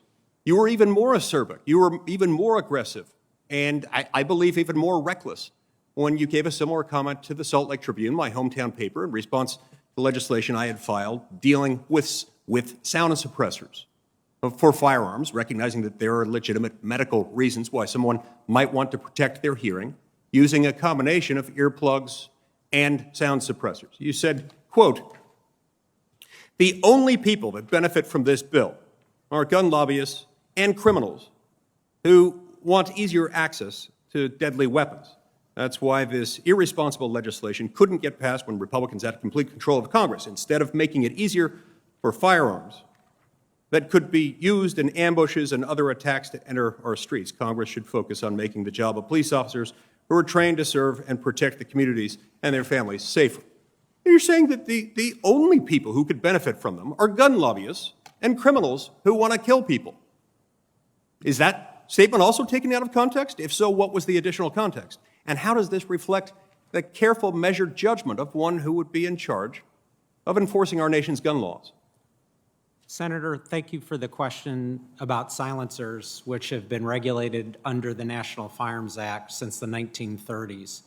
The effort to take the silencer out of that regulatory regime that has prevented silencers by more frequently being used in criminals, as an advocate, I thought that that was the wrong approach. Yes, you made that quite clear, but that's not what I'm complaining about. What I'm complaining about is that you said the only people who could support this are gun lobbyists and people who want to engage in illegal shootings, people who want to engage in mass shootings or something like that.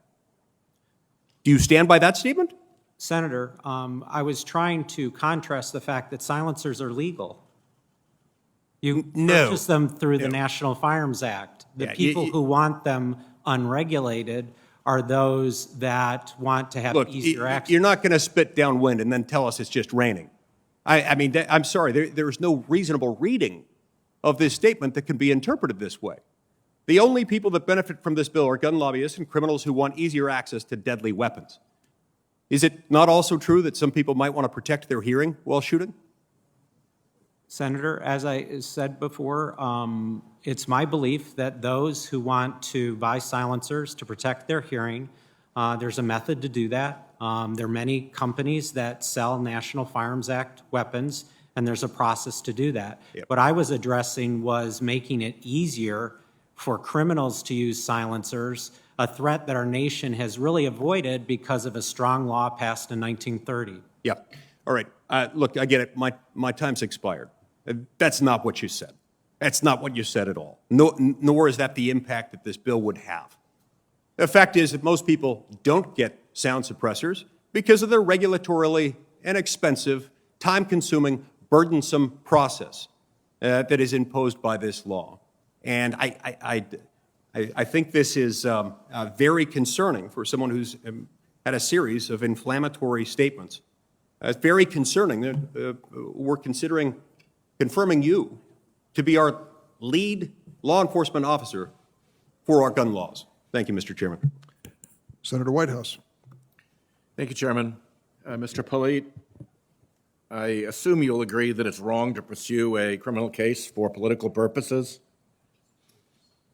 Certainly, Senator. That is correct. Is it also wrong to duck a case for political purposes? Senator, considerations related to politics should play no role in enforcement or prosecutorial decision-making.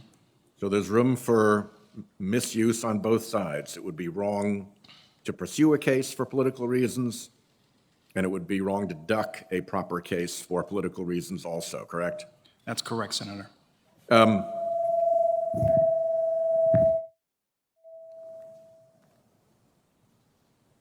Did you read Judge Gleason's brief in the Flynn case? I am familiar with the brief, Senator. Would you read it before I vote for you? Certainly, Senator. Great, thank you. Ms. Milgram,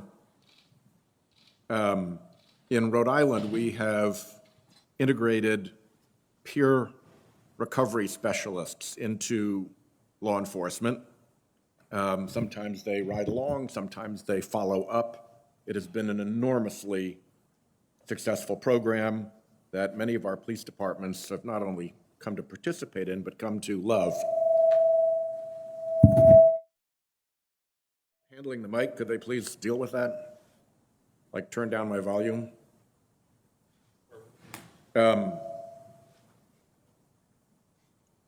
May I hold the time while we fix this?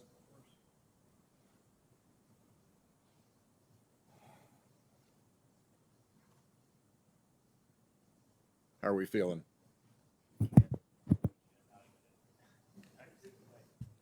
Well, let me try again. Can you hear me? I think my mic is off now.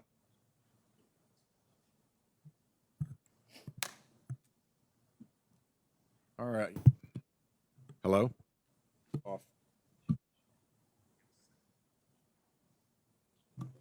You get a pause while we sort out the microphones.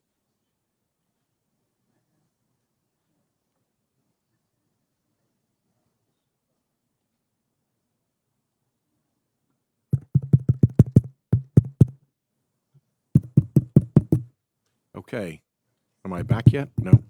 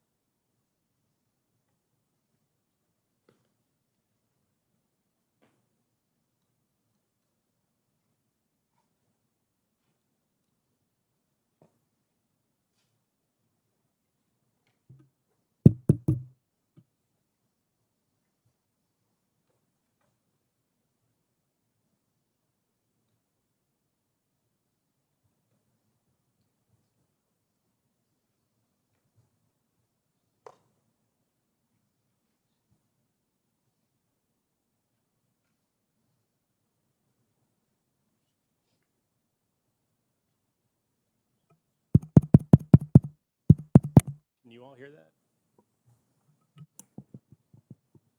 This microphone is not working. Are we back? No.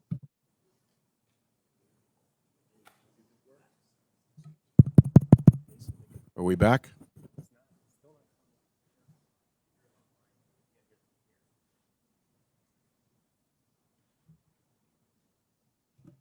All right. Well, what I'm told is that we are audible online, but maybe not through the speakers in the room.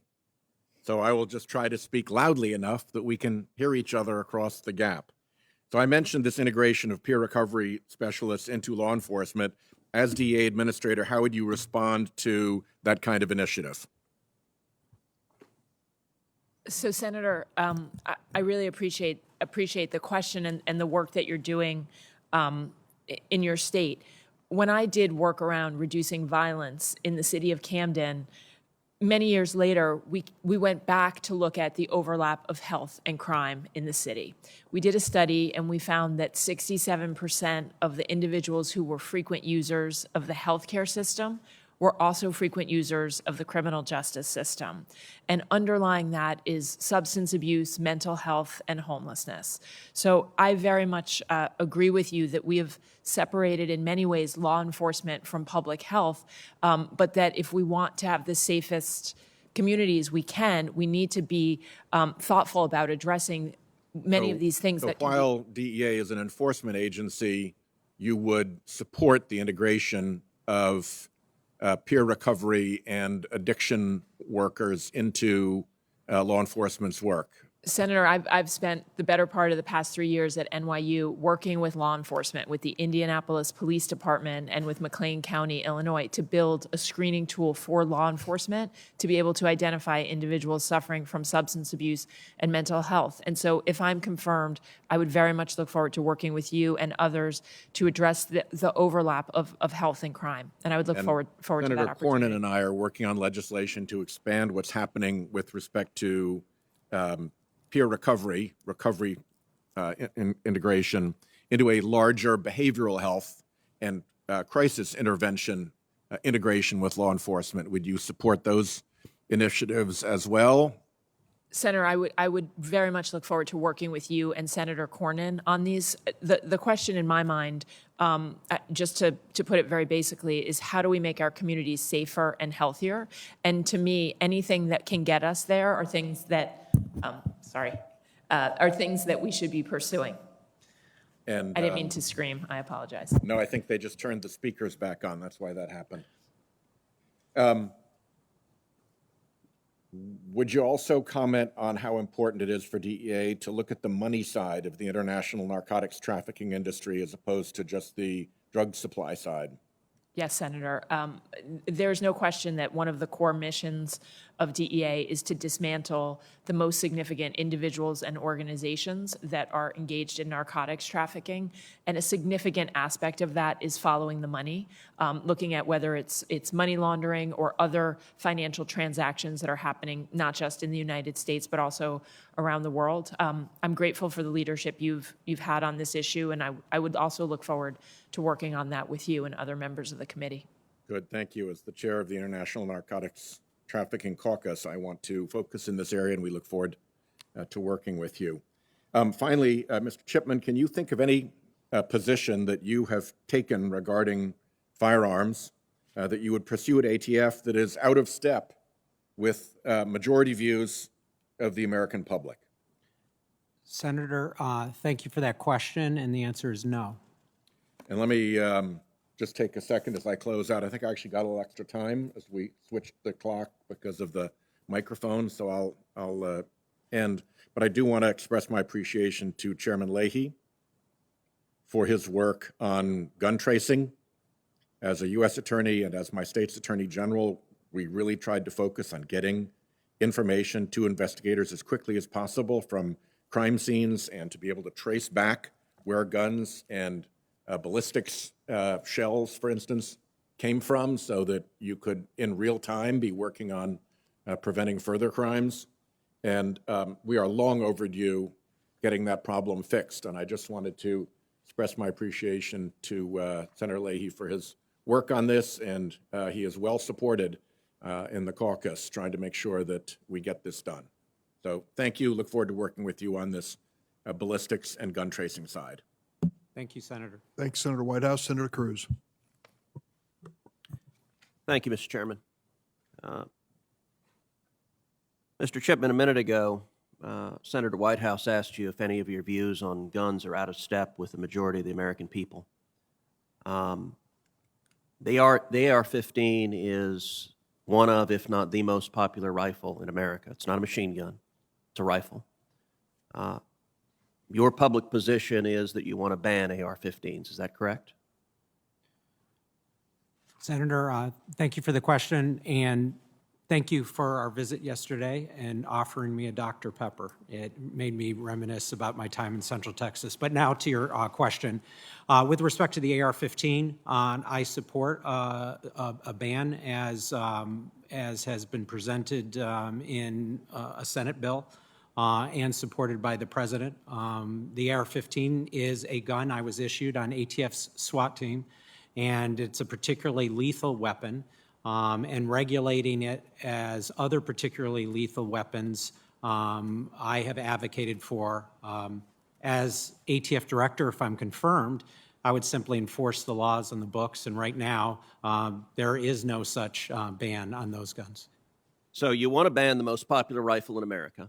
A minute ago, and you noted there is a Senate bill. Senator Feinstein had a bill to ban some 2,000 specified rifles and other firearms in her bill. In 2013, the Democrats had a majority in the Senate. It was the Harry Reid Senate. And we voted on the Senate floor on Senator Feinstein's so-called assault weapon ban. Do you know how many senators voted for it? No, I do not. 40. 60 voted against it. So in a Democratic Senate, a supermajority voted against a ban. Now, part of the reason they voted against the ban, as you're aware, is during the Clinton administration, there was a ban in effect. The Department of Justice studied the effect of that law and discovered that it had no measurable impact on violent crime. Is that right? Senator, I did enforce this law for 10 years as an ATF agent. I'm unfamiliar with the study that you are pointing out, and I apologize for that. Well, when you and I met in my office last night and discussed it, I asked if there were any data to suggest that the ban was effective, and what you said in the office is you were not aware of any data, that the data was, I think, mixed is the term you used. Yeah, yes, Senator. What I said to you yesterday, you've accurately stated it. I think it was mixed, which, I stand by that remark. And I think my recollection is that evidence was shown that the limitation on magazine size had an impact. I also believe that later studies showed that the use of assault weapons in mass shootings had declined during that period. That's how I would like to characterize my views on that. So you also said when you and I talked yesterday in the office that Senator Feinstein's bill, which a supermajority of senators voted against in a Democratic Senate, you said that bill didn't go far enough and you wanted an even broader ban to ban. You said it didn't go far enough. Is that right? Senator, thanks for that question and the ability to clarify. What I did say is that Senator Feinstein's bill did not address those firearms that are currently in the possession of Americans. And then I did share with you my view as an advocate, which would be quite different than someone actually enforcing the law in the books, that those firearms could be treated under the NFA and regulated that way, which would deal with those currently in the possession of Americans. So when you say it didn't go far enough, you mean that you don't just want to ban the manufacturer of those rifles, you don't just want to make it illegal to sell those rifles, but you want to actively have government go after the people who currently possess firearms, and if they don't register and submit to all of the onerous restrictions of the National Firearms Act, presumably confiscate their weapons? Senator, what I've said publicly is that as an advocate, I prefer a system where the AR-15 and other assault weapons are regulated under the National Firearms Act. Let me shift to Ms. Jadot. You and I also had a conversation this week. Do you consider so-called birth tourism to be a problem? Thank you, Senator. Thank you, and thank you for taking the time to meet with me yesterday. I really appreciated that. We did have a quite fruitful discussion on that issue, and I believe we ended with the thought that we need to collect some information, and the data is not there. I also noted that as a mother and as someone who's been through quite a difficult delivery, the incredible interest in protecting the health of a mother, the health of a new baby, and ensuring that we could do the best we can so that women and their babies are protected. Ms. Jadot, with all respect, I don't find that answer remotely credible. And you said in my office you didn't consider birth tourism an 8-month pregnant or 9-month pregnant woman getting a tourist visa to come to America to have a child on American soil so that child is an American citizen, that you didn't consider it an abuse of our laws. It's an obvious and transparent abuse of the laws. I will point out last December, federal prosecutors indicted 6 people running a birth tourism operation in Long Island where Turkish women would pay between $7,500 and $10,000 to travel to New York on tourist visas to give birth and return to Turkey with American citizen babies. And in 2019, the New York Times referred to the birth tourism industry as, quote, thriving. Is it your position that this doesn't occur, that the New York Times was wrong, that there's not a blatant abuse of our immigration system? To the extent that anybody is committing fraud or assisting in anybody committing fraud or misrepresentation, that has not only makes someone inadmissible to the United States, but also there are criminal penalties. And I understand, I'm not familiar with the case you just mentioned, but I'm familiar with other ones that a sister agency inside the Department of Homeland Security in the past, Immigration and Customs Enforcement, has addressed. Thank you. Senator Klobuchar. Thank you very much, Mr. Chairman. Congratulations to all the nominees. I think I'll start with you, Mr. Polite, down there. You were appointed by a Republican Louisiana governor to serve on the Louisiana Civil Service Commission and currently have the support of Louisiana's Republican Attorney General, who praised you for being not only an effective crime fighter, but also an invaluable member of the community.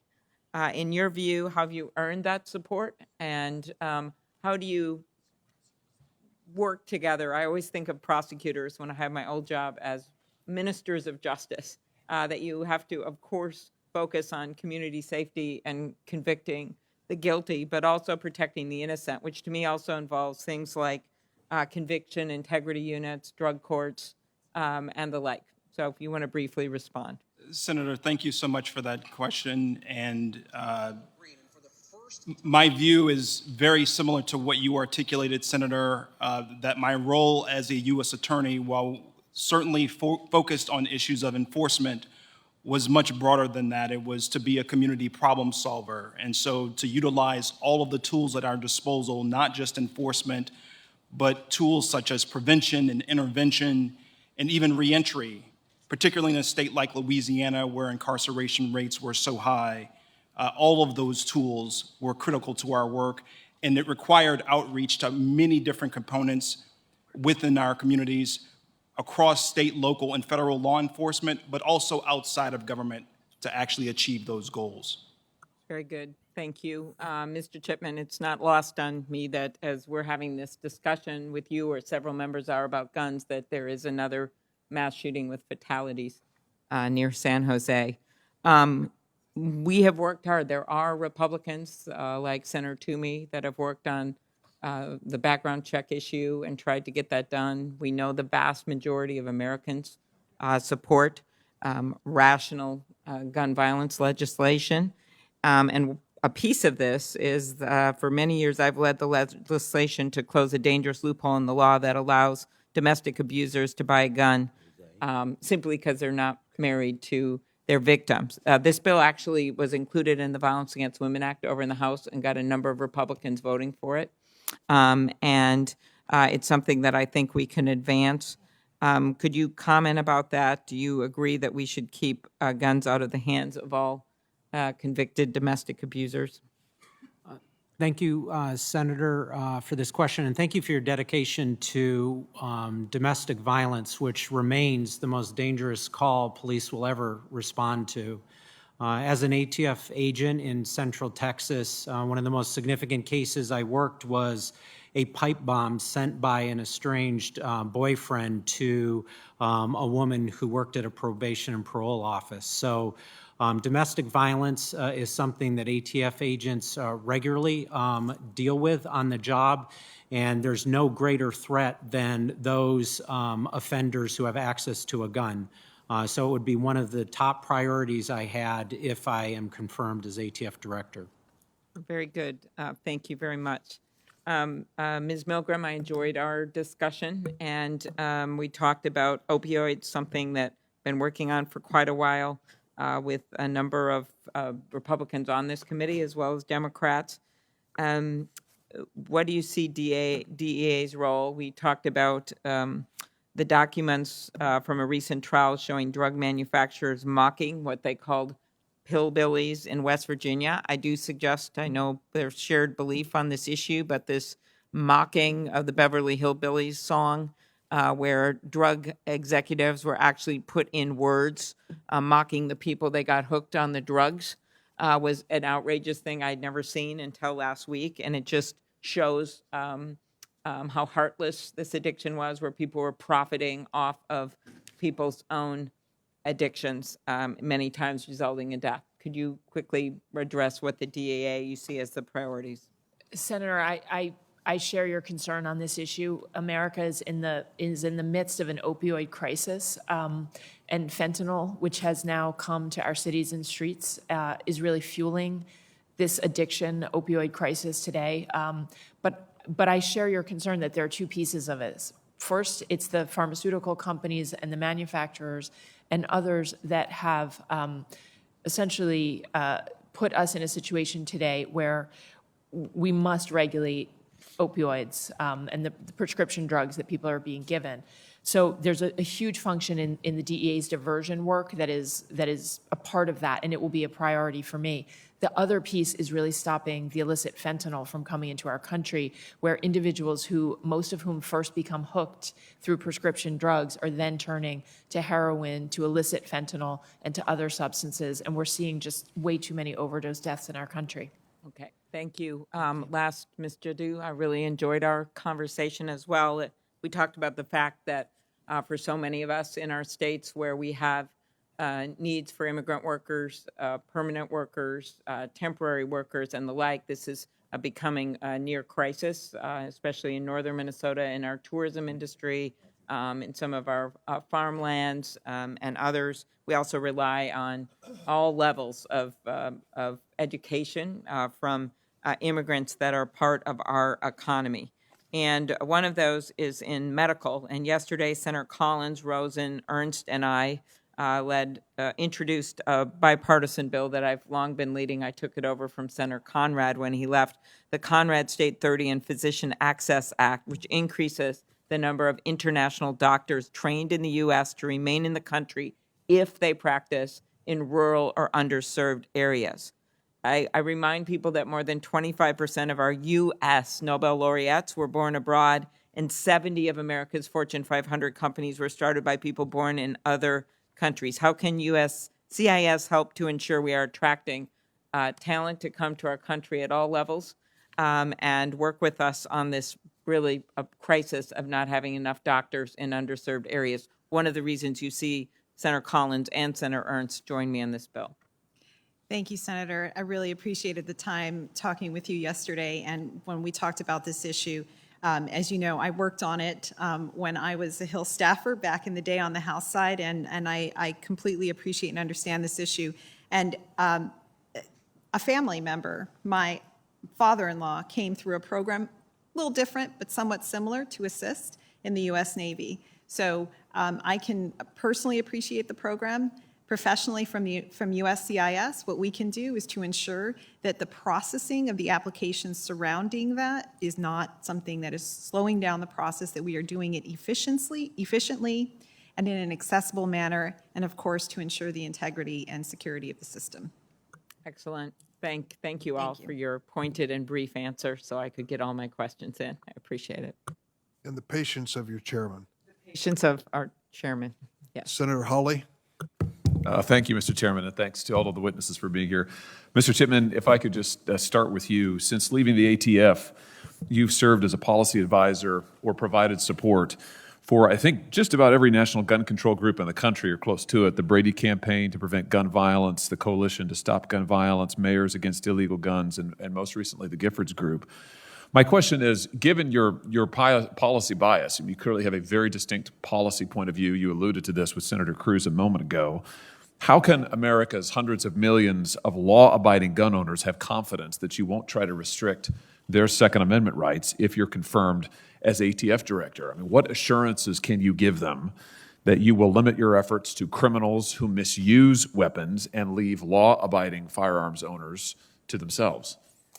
Senator, thank you for this question because it's really important. As I've said, for 25 years, I enforced the law in the books. Every day, me and other federal agents tried to catch the bad guys. I mean, that's what the mission was. It was trying to keep the public safe. During those 25 years, I saw gaps in the law that really prevented us from doing the job I knew the American public wanted us to do. Look at that 25 years. I was not going wayward with law-abiding gun owners. I never received a complaint of that sort. And I'm prepared to return to that job. But my passion after leaving ATF was to make ATF and our enforcement of gun laws more effective to keep us all safe. I understand if I'm confirmed, I will have to earn the confidence and your respect and trust to keep doing that. Let me ask you about some of your work for the Giffords Group. In the landmark U.S. Supreme Court case, District of Columbia versus Heller, which was handed down when I was actually working at the U.S. Supreme Court, the Giffords Law Center that year, if memory serves, authored an amicus brief arguing that there is no individual right to own a firearm under the Second Amendment. The Supreme Court famously found otherwise. Do you share your employer's belief that the Second Amendment does not protect an individual right to keep and bear firearms? Thank you for your question, Senator. I do not. I'm a gun owner. I respect that the Supreme Court has recognized this right. And if ATF director, I will ensure to uphold that right. Very good. So you think Heller was rightly decided, just to be clear about this? Senator, I'm a cop, not a lawyer. What I know is the law is the law, and the Supreme Court plays a role in recognizing what those rights are. As an agent, I felt like we were going down a highway. Our mission was to prevent crime, and the Constitution were those guardrails to keep us in line. And at times, when the road was uncertain, we had signposts, and those were attorneys who we asked advice and counsel. And so if confirmed as ATF director, that's the balance that I would strike. But the bottom line is our job is to prevent crimes from apparently that is ongoing right now that other members have suggested, and that would be my sole duty. Well, I just want to be clear on this because you said that you do think that the Constitution supports, protects the individual right to keep and bear arms. That was the holding of Heller. You've been a policy advocate now for quite a number of years, and I think that your views, and you've discussed some of them today, are fair game. So I just want to be clear on this. You think Heller was rightly decided. Is that correct? Yes, sir. Okay, great. Thank you. That's helpful. Let me ask you about something you said in 2012. In an interview, I think it was on MSNBC, you said that the Secret Service should not carry guns. You said their whole rule is to cover and evacuate, and you went on to say possibly we need to think of strategies like that in schools. Is that still your view? Senator, I trust that you have and your staff have actually picked something I've said. I do not believe I ever said that. I might have said this, which is I was trained to work with the Secret Service, and I have observed that part of that training is that you have to get your body in between you and the person you're protecting, and you often don't have the opportunity to even draw your gun. That is something that I would say. I have never advocated that the Secret Service should not carry guns, ever. Did you mean to suggest then that schools should have unarmed guards, that they shouldn't be able to protect students with firearms? I mean, I'm trying to understand the import of your comments. Senator, thank you for the question about schools. I mean, this is something that we've all debated and tried to figure out a solution to the mass violence we've seen in schools. We know how to keep buildings safe. I came in one today. I do not believe that the best approach is to arm people to win gunfights in schools. So you're opposed then to having armed guards in schools? You think that they shouldn't be armed? As an advocate and as a firearms expert, I have rendered my opinion that I believe that there are better ways to secure schools. If I'm confirmed as ATF director, largely this is not going to be the focus of ATF. Our focus would be to prevent people who would do harm at schools from ever getting guns in the first place. Hopefully that addresses the question as you've asked. Wouldn't that just leave the guards who are there, the law enforcement who are there, to act as human shields? I mean, is that essentially your view? Senator, no, it's not, and I'm sorry if I'm not explaining this correctly. We came into a building today secured so that guns would not be brought in. I'm more a believer of hardening targets so that guns could never enter a school, so that armed people inside would not be faced with other armed people. So, metal detectors is something used in some schools, and I've suggested that that's a possible, view that states and localities will have to make for themselves. I do have some additional questions for you, which I'm happy to give to you for the record, as well as we'll give to you for the record your comments in that 2012 interview that I referred to, and give you a chance to follow up more fully on that. Thank you, Mr. Chairman. Thanks, Senator Hawley. Senator Cotton. I'm sorry, Senator Blumenthal, then Senator Cotton. Thanks, Mr. Chairman. I want to pursue the line of questioning, Mr. Chipman, that you just finished with my colleague, Senator Hawley, because I think you said something very telling, and it ought to be compelling to this committee and to the United States Senate. You said, I'm a cop, not a lawyer. And as the head of ATF, you'd be the top cop in that agency, which has agents who enforce the law just like cops do. You wouldn't be making law, would you? You'd be enforcing it. No, I'd be enforcing it, and I'd be relying on attorneys, as I did through my entire career, if that road became uncertain. That's just standard practice. And in 25 years as an agent at the ATF, you liked some of your targets, maybe personally, and you didn't like others. You thought some laws were really good, and maybe you didn't like others, but you enforced them against people without fear or favor, correct? In some ways, it's easy. You enforce the law on the books. There's not, and you want to do it safely, and you want to keep yourself safe. And the President of the United States has issued a proposed regulation dealing with ghost guns that, in effect, would require that all firearms have serial numbers. I strongly support it. I've introduced legislation that would ban ghost guns, as they're called, that lack serial numbers. In a hearing that I recently held in my subcommittee on the Constitution, not mine, I chair it, the following fact was disclosed. Between January 1, 2016 and March 4, 2021, ATF attempted to trace almost 23,946 ghost guns, but only 151 traces could be completed. That's less than 1%. What happens in investigations when guns can't be traced? Thank you for this question, Senator. What happens is it makes the case very difficult to solve. We can rely on other technologies to help, but certainly tracing the serial number of a product is critical. It's how we solved the World Trade Center bombing and the Oklahoma City bombing. So it's absolutely essential to law enforcement to be able to trace a gun. There's nothing ghost-like about ghost guns. They look like guns, they shoot like guns, they kill like guns. They are guns. And in my home state of Connecticut, we've banned ghost guns, but the law of one state really can't protect the citizens of that state because guns can be brought from other states, and now people can actually assemble these guns in their homes, make them out of plastic on machines. In your experience, is the serialization of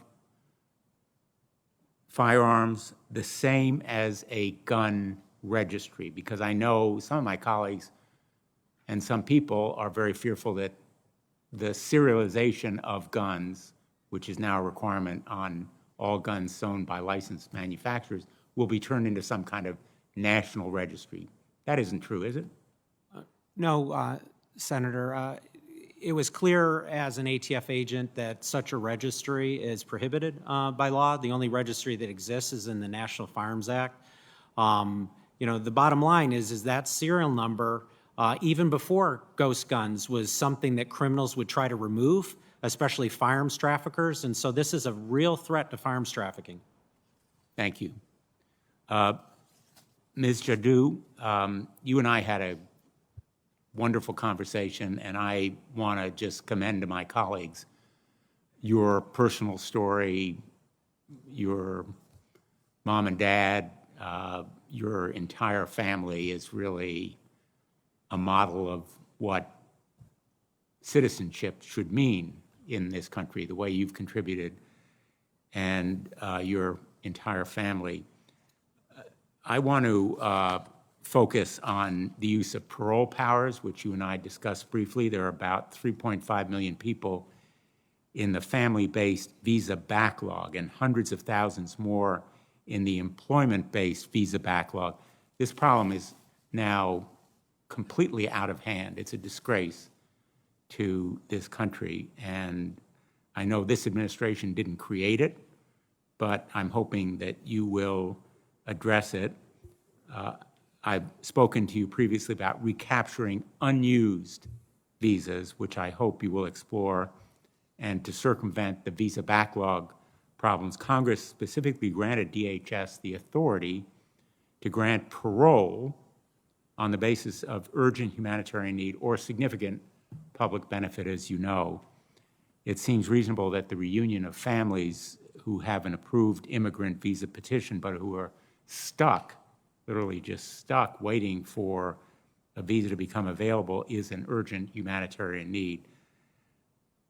So I would like to ask you, would you consider creating a parole program for children and spouses of those with approved visa petitions? Such a step would have enormously beneficial consequences to thousands of people. Thank you, Senator, and I especially appreciated the time talking with you. It was extremely enjoyable and getting to know you. So with regard to your question, that is certainly something I would like to take a look at if I'm confirmed. Of course, it would require reviewing the parole provision with regard to the individuals you're mentioning and to determine whether the law allows for such facts. And that would something I'd be happy to work with you in your office on. Thank you very much. Thank you, Mr. Chairman. And now, Senator Cotton. Thank you, Mr. Chairman. I want to add my voice to the objections raised by Senator Cornyn and Senator Lee about scheduling a panel with 5 witnesses, one of which is a lifetime judicial appointment, the other 4 of which are very important appointments to the executive branch. Senator, would you allow me to respond and not at the expense of your time? Please. Senator, in the last Congress, on the following occasions, we had 1 court nominee followed by a second panel with 5 nominees, judicial and executive nominees. October 4th, 2017, December 13th, 2017, May 9th, 2018, June 6th, 2018, August 22nd, 2018, October 17th, 2018, May 22nd, 2019, December 4th, 2019. These panels included lifetime appointees, and as you can see, in 8 different occasions under Republican leadership, they had exactly the same format as today. No time like the president to change our ways. And since, as a new member of the committee, I'm observing that I don't think that we should have 4 important executive branch nominees in front of us at a time. But thank you. Mr. Chipman, you testified to Senator Lee that it's a serious felony to lie on a background check application. I agree. The ATF form 4473 asks, are you an unlawful user of or addicted to any drug or uncontrolled substance? If an applicant checks yes, they cannot purchase a firearm. On March 25th, Politico reported that Hunter Biden, President Biden's son, applied for a handgun that was later thrown in the trash and had to be recovered by Secret Service agents in 2018. Politico reported that Hunter Biden completed this background check and answered no to the question of whether he was an unlawful user of or addicted to any drug. Hunter Biden has since published a book and gone on a nationwide book tour, conducting numerous interviews, stating that he was, in fact, very much addicted to drugs at the same time that he purchased this firearm. This would mean that by his own admission, Hunter Biden lied on that form and, by your earlier testimony, committed a serious felony. Should Hunter Biden be prosecuted for breaking this law? Senator, thank you for your question. If I'm confirmed as ATF director, it will be my responsibility to enforce all federal laws without political favor. I do not know any factors in this particular case, but I am familiar with the press account of it. Well, my understanding is the statute of limitation is only 5 years, and that this happened in 2018. Mr. Biden is obligated to keep a record of that form for up to 5 years himself. So this should be a fairly easy case to investigate. Can I get your commitment that if you are confirmed, you will in fact look into this matter and refer it for prosecution if you find that Hunter Biden violated the law? Senator, what I will assure you is that if ATF director, I will ensure that all violations of law are investigated and referred. I'm not sure that it has not been investigated. Well, I hope it has, and if the facts are as clear-cut as they appear to be, based on Mr. Biden's own admission, I would expect to see criminal charges forthcoming. But I would say that when a case is as high profile as this, if there is not an answer for the American people and public, it severely undermines the confidence in our gun laws, as well as the ATF and the Department of Justice, if there are not criminal consequences. I want to turn to a second matter now, Mr. Chipman. You have called for an assault weapons ban. I have a simple question for you. What is an assault weapon? Senator, an assault weapon would be, in the context of the question you asked, what Congress defines it as. So you're asking us to ban assault weapons. We have to write legislation. Can you tell me what is an assault weapon? How would you define it if you were the head of the ATF? How have you defined it over the last several years as your role as a gun control advocate? Senator, if I'm confirmed as ATF director, my recollection is the only process by which ATF is weighed in is that I know there's a Demand Letter 3 program, which requires multiple reports, multiple sale reports on the southwestern border. And ATF in that program has defined an assault rifle as any semi-automatic rifle capable of accepting a detachable magazine above the caliber of .22, which would include a .223, which is, largely the AR-15 round. So you believe that every weapon that takes a detachable magazine that can take a .22 round or 5.56 in the military parlance should be defined as an assault weapon? Let me clarify. What I believe I just said is any semi-automatic rifle. Okay, any semi-automatic rifle. What? That's the definition. A detachable magazine that takes a 5.56 or .22 round should be defined as an assault weapon. Senator, you asked me if ATF had used this term, and I was sharing with you my knowledge of a program in which ATF has defined this term, and it is in the Demand Letter 3 program, and that rifle is a semi-automatic rifle capable of accepting a detachable magazine with a round greater than a .22 caliber, and in those cases, firearms dealers on the southwest border are required to make a multiple sale report to ATF. I'm amazed that that might be the definition of assault weapon. That would basically cover every single modern sporting rifle in America today. Let me put it this way. If I wanted to buy an assault weapon, and I walked into Walmart or Cabela's or some other firearm dealers, and I looked up on the wall where they were labeling their weapons, would there be a label on the wall for assault weapon? I don't believe, Senator, and thank you for this question, that the firearms industry has used the term assault rifle in their marketing since there was a ban on it.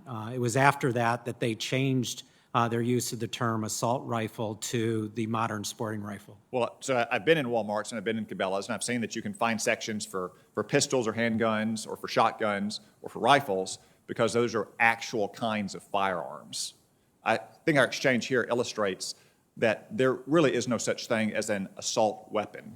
That is a term that was manufactured by liberal lawyers and pollsters in Washington to try to scare the American people into believing that the government should confiscate weapons that are wildly popular for millions of Americans to defend themselves and their families and their homes. Thank you, Senator. Senator Hirono. Thank you, Mr. Chairman. I'm going to ask the panel to respond to my two initial questions en masse. First question, since you became a legal adult, have any of you ever made unwanted requests for sexual favors or committed any verbal or physical harassment or assault of a sexual nature? Everybody on the panel, please. No, Senator. No, Senator. Thank you. No, Have you ever faced discipline or entered into a settlement related to this kind of conduct? No, No, Senator. Senator. This is a question for Ms. Milgram. We all know that our country is in the throes of an opioid crisis. I would like to point out that Hawaii continues to be plagued by meth, and Honolulu actually just set a 5-year high for drug-related deaths with 197 such deaths in 2020, and this was largely driven by meth overdoses. I know that you are going to be very focused on the opioid crisis, and I'm glad that you mentioned that there is an overlap of health and behavioral health aspects to this addiction, but I hope that you will also allocate DA resources to ensure that issues like the meth problem in Hawaii do not get short shrift as the agency focuses on the opioid crisis. Senator, thank you. Thank you for that question. And I share your concern about methamphetamine. In the United States, there are large quantities of methamphetamine and other narcotics coming across borders, being shipped by mail. And so this is a critical aspect, and it's part of the core mission of the DEA. So you have my assurance that if I'm confirmed, that it will continue to be part of that core mission. Thank you. Ms. Jadu, I'm glad that we had a chance to talk briefly. And you mentioned in our discussion, and you also said today that the heart of the immigration system is the processing of applications. And there is a huge backlog on the processing of various kinds of applications where sometimes people have to wait months and months for applications to be processed. So I would like to have your commitment, as you did in our discussion, that this will be one of the first areas that you will address, because you do consider the processing of applications to be at the heart of what USCIS does. Thank you so much, Senator, and I really appreciate the time we had together. You absolutely have my commitment on that. It is my top priority. You have been with the USCIS during the Obama administration, and why are you choosing to return to an office that you have been before? Thank you, Senator. I understand the intrinsic value of a functioning legal immigration processing agency, and that's what USCIS does. I have been on the Hill. I have taken those phone calls from constituents. I have seen it myself in my life. At USCIS, when I was chief counsel, I saw that the simple act of opening an envelope with an application can create backlogs if not done well. And I also understand that partner agencies are really important to the process. So I look forward to using the relationships and the knowledge that I have already gained in my time working on the Hill and at USCIS to now convert it into working as the director of the agency. Thank you. Mr. Chairman, just as Ms. Jadot, you are going back to an agency with which you have a lot of experience. So how do you think the experience of your previous experience with ATF will help you in your role as director? Thank you for that question. It's a great question. Much of that experience, I was an agent, and I know what it takes to do that job, so I think I'll be able to connect with the employees that I would lead. But I also know how important it is for a leader to be accountable, and that's what I want to be for the troops. You've been asked a number of questions about whether or not, obviously you have been an advocate for sensible gun safety legislation, but I just want to note for the record that, of course, you will be enforcing the law. So you'll be following the law, something that I wish some people in the previous administration also did. So when we look at the issue of gun violence, and even as we speak, there is a mass shooting apparently happening in California, that there are those among us who think that the way to deal with the scourge of gun violence in our country is to enable ever more guns in our country. And Mr. Chapman, while I don't expect you to weigh in on that point, it is very clear, is it not, that there's nothing in the Constitution that prevents Congress or the states from enacting gun ownership, sensible gun ownership laws, is there? Senator, I think that it is well within the powers of Congress to balance the rights we have under the Constitution and the responsibility as a nation to keep us safe. Well, and while the Supreme Court did decide in Heller, there are a lot of us who do not agree with that particular Supreme Court decision. My time is up. Thank you. Thank you, Senator Hirono. Senator Kennedy. Thank you, Mr. Chairman. I want to begin. I don't have any questions for him, but I want to give a shout out to my friend, Mr. Polite, who served honorably and well as a United States attorney in Louisiana.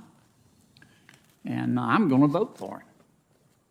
And I want to thank him for his willingness to serve. I don't know how he talked his spouse into it. He's given up major dollars to come back in the government service, but I am grateful that he is willing to do so. Thank you for your support, Senator. Ms. Strickland, Counselor, you do not believe in qualified immunity for law enforcement officials, do you? Thank you for the question, Senator. For much of my career, I have served on the board of the New Mexico Criminal Defense Lawyers. Yes, ma'am. But see, my time is so limited. You don't believe in qualified immunity for law enforcement officials, do you? So on behalf of organizations and associations that I've been in, we have taken the position that New Mexico, who is considering its own civil rights bill, should not. Let me ask you again. Do you believe in qualified immunity for law enforcement officials? So you personally? Well, any personal views that I have on it would not come into consideration if I were to be confirmed as a judge. Oh, sure they will. Sure they will. If you're confirmed, you're going to do everything you can to undermine qualified immunity, aren't you? No, Senator. Qualified immunity is the law of the land. It is the law of the Supreme Court. It is the law of the 10th Circuit, and I would apply. Well, you spent your entire adult career arguing against qualified immunity, haven't you? Well, I have spent my time as an advocate working underneath qualified immunity, where I did not argue against qualified immunity. I worked within the bounds of qualified immunity. And on behalf of associations... Yeah, but you don't believe in it. It's okay. I mean, this is America. You can believe what you want. But I don't want to be misled here. You don't believe in qualified immunity, do you? I do believe, Senator, in qualified immunity. It is the law of this country. It is a law of... Well, then why did you help New Mexico? Why did you work so hard to get New Mexico to change it? Well, New Mexico was considering a new bill regarding civil rights, and it was trying to decide whether qualified immunity should apply to a new... I understand. I'm not trying to cut you off. I really hate being rude like this and interrupting folks. We have so little time. Here's what I want to ask you. I want you to answer this one for me in front of God and country. If you personally were queen for a day, and you could make any policy you wanted to right now, and you had the ability to get rid of qualified immunity for law enforcement officials by just sweeping your hand, you're telling me you wouldn't do it? Yes, Senator. Qualified immunity... You wouldn't do it? I would not. Qualified immunity... All right, let me ask a question of Mr. Chipman. Where's Mr. Chipman? You're nominated for alcohol, tobacco, and firearms and explosives and all kind of other dangerous stuff. Is that right? Yes, Senator. Okay. You don't believe in private ownership of handguns, do you? That's incorrect. I own one myself. Do you? Do you believe in private ownership of assault weapons? Yes, what do you own, by the way? That's a pretty private question. I have I'll share the gun I'm proudest of. It's a Smith & Wesson Treasury commemorative gun, and the serial number is my birth date. Oh, that's cool. Congratulations. Do you believe in banning assault weapons? I do, sir. Okay. Define assault weapons. Assault weapons would be something that members of Congress would define. Well, how do you define it? You're going to be running the agency. Senator, I think this is a good question. If I am confirmed as ATF director, I got 35 seconds left. Define it for me, would you please, sir? What's an assault weapon? Yeah, Senator, the bill to ban assault weapons is what is your dozens of definition of an pages. assault There's no way I could define an assault weapon. You don't have any. You're going to run this agency, and you don't have a definition of assault weapon. But I would be enforcing the definition that members Yeah, of but Congress you're going to be passed. issuing rules and regulations. Just give me your definition. I'll give you one definition that ATF Give me your currently definition. uses.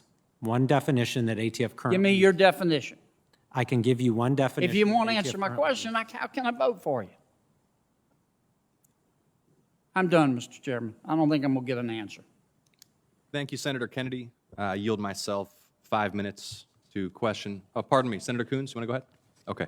Yield myself 5 minutes, and I thank the panel. Thank you for your willingness to serve. Thank you for putting yourself through this process. I'd like to begin with you, Mr. Chipman. Much of in fact, the majority of homicides involving firearms involve handguns. Is that correct? That's correct. And thank you for the question, Senator. What steps do you intend to take, should you be confirmed, to stop the proliferation of illegal handguns and reduce the level of gun violence involving handguns on American streets? Thank you, Senator. The top priority of ATF will be a focus on firearms trafficking by focusing on the illegal transfer of guns from lawful commerce into illegal commerce, the selling and illegal dealing of guns to criminals is the best way to prevent crime with guns. The ultimate responsibility of ATF is to do what is within our powers to prevent those offenders from ever getting a handgun if they can't lawfully possess it in the first place. Thank you, Mr. Chipman. And this is a question for both you and Ms. Milgram, please. We've seen a significant increase in violent crime across the country over the last year. In the city of Atlanta, for example, homicide has increased 60% year over year.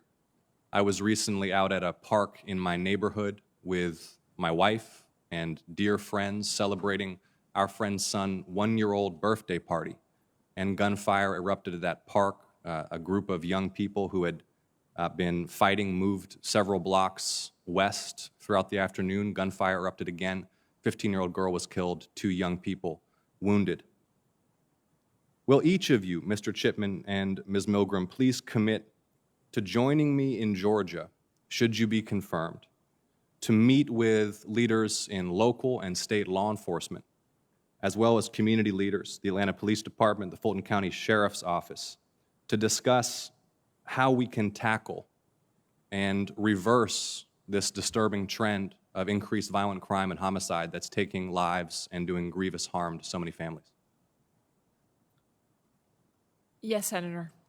I'd be delighted to join you if I'm confirmed. Thank you, Ms. Milgram. Mr. Chipman? Yes, Senator. I'd welcome the opportunity to visit Atlanta, visit our Atlanta Field Division, and visit ATF's critical lab that's located there. Thank you. I'm going to ask you a similar question about 2 other areas of my state that have seen comparable significant increases in violent crime over the last year. The city of Savannah is experiencing an outbreak of homicides and shootings at levels not seen in 3 or 4 years. Last fall in Savannah, violence escalated from on average a shooting every 3 days to one every other day. Will you similarly please commit to joining me to meet with Savannah's political leadership, Mayor Van Johnson, the Savannah Police Department, and the Chatham County Sheriff's Office to discuss how to reduce violent crime in and around Savannah, Georgia? Senator, I would commit to you that I believe that violence is critically important that we address it. And if I'm confirmed, I'm happy to assist you in any way with any meetings or otherwise, and any other members of this committee in any way that I can. Thank you. Mr. Chipman? Senator, thank you very much for the opportunity to again go to your state and meet with local law enforcement, which is ATF's role to support in their efforts to prevent violent crime. It is indeed. And so, Mr. Chipman, in the same vein, I'd like to also ask you if you'll please make the same commitment to meet with me and the leadership of Augusta's Police Department, the Richmond County Sheriff's Office, and leaders in and around Augusta, Georgia, to discuss similarly increasing rate of violent crime in the Augusta area. Senator, I agree that I will commit to that visit, and it'll be nice to visit a place of Georgia I have never visited. Thank you so much. Appreciate your willingness to serve. Thank you again for putting yourselves through this process. Senator Blackburn's recognized for 5 minutes. Thank you so much. And to our witnesses, thank you for bearing with us today as we have been in and out. Mr. Chipman, I'm going to come to you. There's been a lot said about your affiliations and the organizations and how that might influence your work at the ATF. And one of the things that I hear from Tennesseans is they want the ATF to be going after criminals, not after law-abiding gun owners. So how would you execute that? Thank you, Senator, and thank you also for spending the time on the phone with me earlier Sure. so we could meet. I think the perfect example of how Tennesseans should expect ATF to respond is how we responded to your city that was bombed on Christmas. We will always be there in the worst hours to determine who committed a crime and bring them to justice if we can. We will always be focused on criminals. That's what we do. And I hope you appreciate why people are very concerned about your stance on the Second Amendment and are very concerned that you would be going after law-abiding gun owners. So let me ask you this. In the House Judiciary Committee hearing on 2019, you said, and I'm quoting you, simply reinstating the 90s era ban on assault weapons is not enough. So I want you to tell me what is enough in relation to this statement. Thank you for the question. In that hearing, I was commenting on the fact that I had the opportunity to enforce the National Firearms Act for 24 years. That was an act that balanced the right of individuals to possess those firearms, but had a regulatory structure that I found kept them out of the hands of criminals, which is the ultimate goal of all Americans. I thought, and I expressed that belief at that time, that the National Firearms Act would be a proper way to balance the rights and So responsibilities the of National Americans. Firearms Act would be enough. I believe that the National Firearms Act would be enough. Let me ask you this, because in the same hearing you continued, and this gets to the question that Senator Kennedy had for you, and I'm quoting you. Instead, we should regulate a broader class of firearms, including assault weapons manufactured before the law's enactment. One option would be to require the registration of all existing assault weapons under the National Firearms Act while banning the future manufacture and sale of these firearms.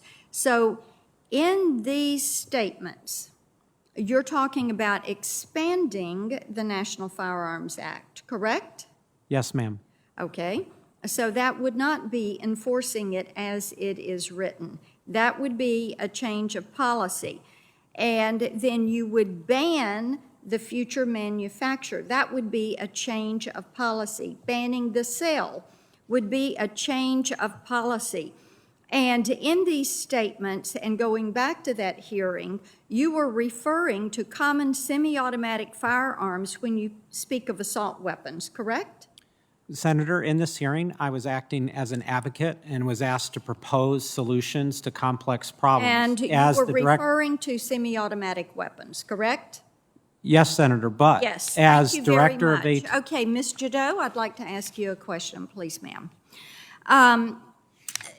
We are quite concerned about some of the practices that have taken place under USCIS. During your time as the Chief Counsel at USCIS, the agency expanded the use of discretionary parole activity from a restricted case-by-case basis into a variety of new parole programs, such as International Entrepreneur Parole, the Filipino World War II Veterans Parole Program, and the Central American minor parole program. Did this expanded use of discretionary parole through these new programs actually circumvent congressionally established immigration policy? And did USCIS exceed its authority under law created by Congress by admitting aliens who did not qualify for admission under normal and legal immigration categories? Thank you, Senator, and thank you for taking the time to Absolutely. meet with me Yes, on the phone. I enjoyed Thank you. it. Yes, I did too. Thank you. With regard to your question, we looked at the Immigration and Nationality Act, and I have worked with at the time, other attorneys in the agency as well, to determine if it fits within the structure of the Immigration and Nationality Act. And we did determine that, and therefore we proceeded. So you feel that none of these programs went outside of the authority? That was the determination we made at the time. So why not just go by the law as written? So the way the law is structured is there's a case-by-case determination. Correct. And those programs certainly set out guidelines for adjudicators, but nonetheless, every individual must apply, must submit an application, must be reviewed, have background checks. An adjudicator must review that application very carefully before they make a decision. Well, I will tell you, this appears when you expand the use of discretionary parole authority and move away from a restricted case-by-case basis and put these new programs in place. The appearance of that is that you're making it easier to circumvent the law as written. And that is problematic. I know I'm over my time. I have a question for you on the Ban Birth Tourism Act, a piece of legislation that I introduced. I'm going to submit that to you for the record. I know that Senator Cruz asked you about that earlier and would appreciate your attention to that question. Absolutely. And I will say this, Mr. Chairman. Ms. Jadot, you have an adorable family, and your girls deserve all the ice cream that they want to eat this We already afternoon. secretly promised them $2. Because they have behaved beautifully. Oh, thank you. We give them the gold medal for that. Thank you. Thank you, Senator Blackburn. Senator Coons is recognized for 5 minutes. Thank you, Mr. Chairman, and I'd like to thank our remarkable panel of nominees for your dedication, your willingness to serve, for all that you are going to bring to your service. Listening to your individual stories, to the journeys that brought you here, was inspiring to me. We stand at a moment when the American people are looking to us here in Washington, in the federal government, in the Biden administration, in the federal judiciary, here in Congress, to see their problems, to hear their concerns, and to actually deliver some meaningful solutions. So if I can, Ms. Strickland, I just wanted to ask you a quick question about the difference between an advocate and a judge and how you understand those different roles, and then I'm going to get into more law enforcement-related issues for our remaining nominees. Ms. Strickland? Thank you for that question, Senator. As an advocate, my role was defined by the Sixth Amendment, to zealously work within the bounds of law and the best interests of my client, and I've had to try to do that over my career.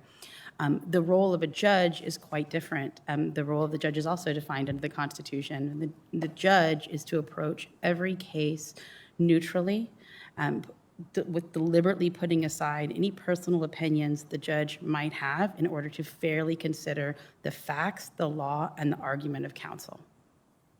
Well, thank you, Ms. Strickland. If I might also, Ms. Jadot, USCIS, I've gotten a number of calls, as has my colleague, Senator Hirono, about the backlog for USCIS for fingerprinting, specifically in Delaware, which has put thousands of Delawareans' lives on hold, keeping them from visiting loved ones or getting jobs. USCIS has made some strides recently to address this and has cut the backlog in half, including by eliminating some unnecessary requirements imposed by the previous administration. Can you speak to how you will address these ongoing processing backlogs and commit to keeping me updated on the situation in my home state? Thank you, Senator, and thank you for that question. This is exactly why I think this is the right moment for me in this job. I have been in that agency, and I understand those little minute steps can really create backlogs, time-sensitive backlogs. And I have seen it, so I could hit the ground running. I have built such wonderful relationships with the dedicated men and women at USCIS, whom I admire tremendously. And I know I can work with them. And not just them, it's partner agencies as well, that we need to build strong working relationships. And I have a running start. Well, I look forward to working with you in that context, and I know there's thousands of families in my state that are looking for some relief from these significant challenges. Mr. Chipman, if I might, Senator Cornyn and I have recently reintroduced a bill, the NICS Denial Notification Act, which would require federal authorities to notify state and local law enforcement when someone goes in, lies on their background check form, tries to buy the gun, and this is someone who's a person prohibited, so it's against the law for them to get that gun. Current law does not require any notice to local law enforcement. There were 100,000 federal background check denials in 2019. In some states, because the background check goes through state police, they get immediate notification, but in a majority of states, including mine, they don't. Can you help explain why it's an urgent warning sign when someone tries to buy a gun, fails their background check because they're lying, they're a convicted felon, say, and they're trying to get their hands on a gun? Why is this something we should take up and pass a bill to require notification to state and local law enforcement? Senator, first, thank you for the question, and thanks for your dedication to this important issue. I view this as a near miss. In many professions, you study a near miss because you feel lucky that the bad thing didn't happen.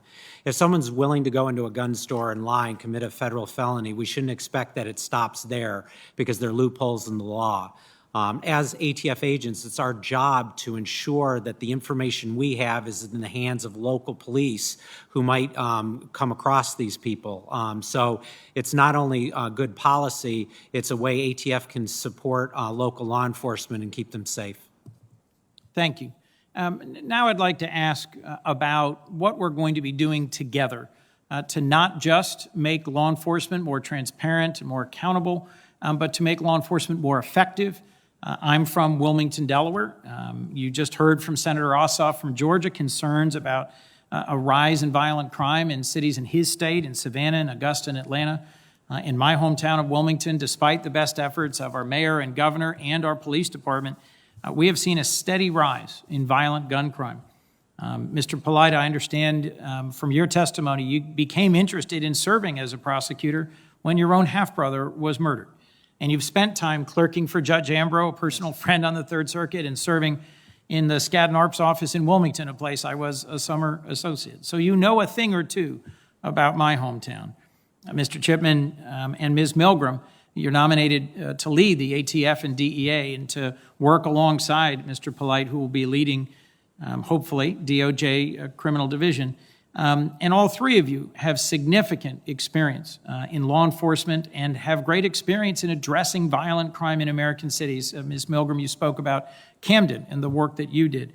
I'd be interested in hearing from each of you what role you see in coordinating between the ATF, DEA, and DOJ's Criminal Division to reduce violence in our communities.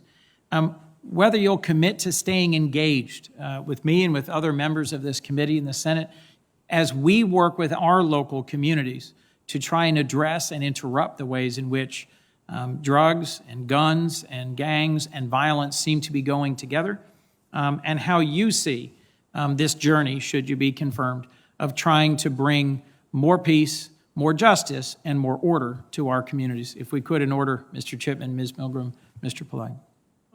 Senator, first, yes, I commit to this collaborative approach. It's one I found effective at ATF, and I do believe that the ATF will have information and intelligence and techniques and technology that, when married with the ground truth that a local law enforcement agency has, that's a good pathway to preventing violent crime. Ms. Milgram? Thank you, Senator. I've had a job as a state chief law enforcement officer where a prior attorney general had taken over the police department of one of the most dangerous cities in America. So I understand this concern. And my belief is that One of the things we did there was we partnered with the DEA, we partnered with ATF, we partnered with other local law enforcement agencies and state agencies in order to do a concerted effort to reduce violence, improve community relations, and bring accountability. And it was incredibly effective.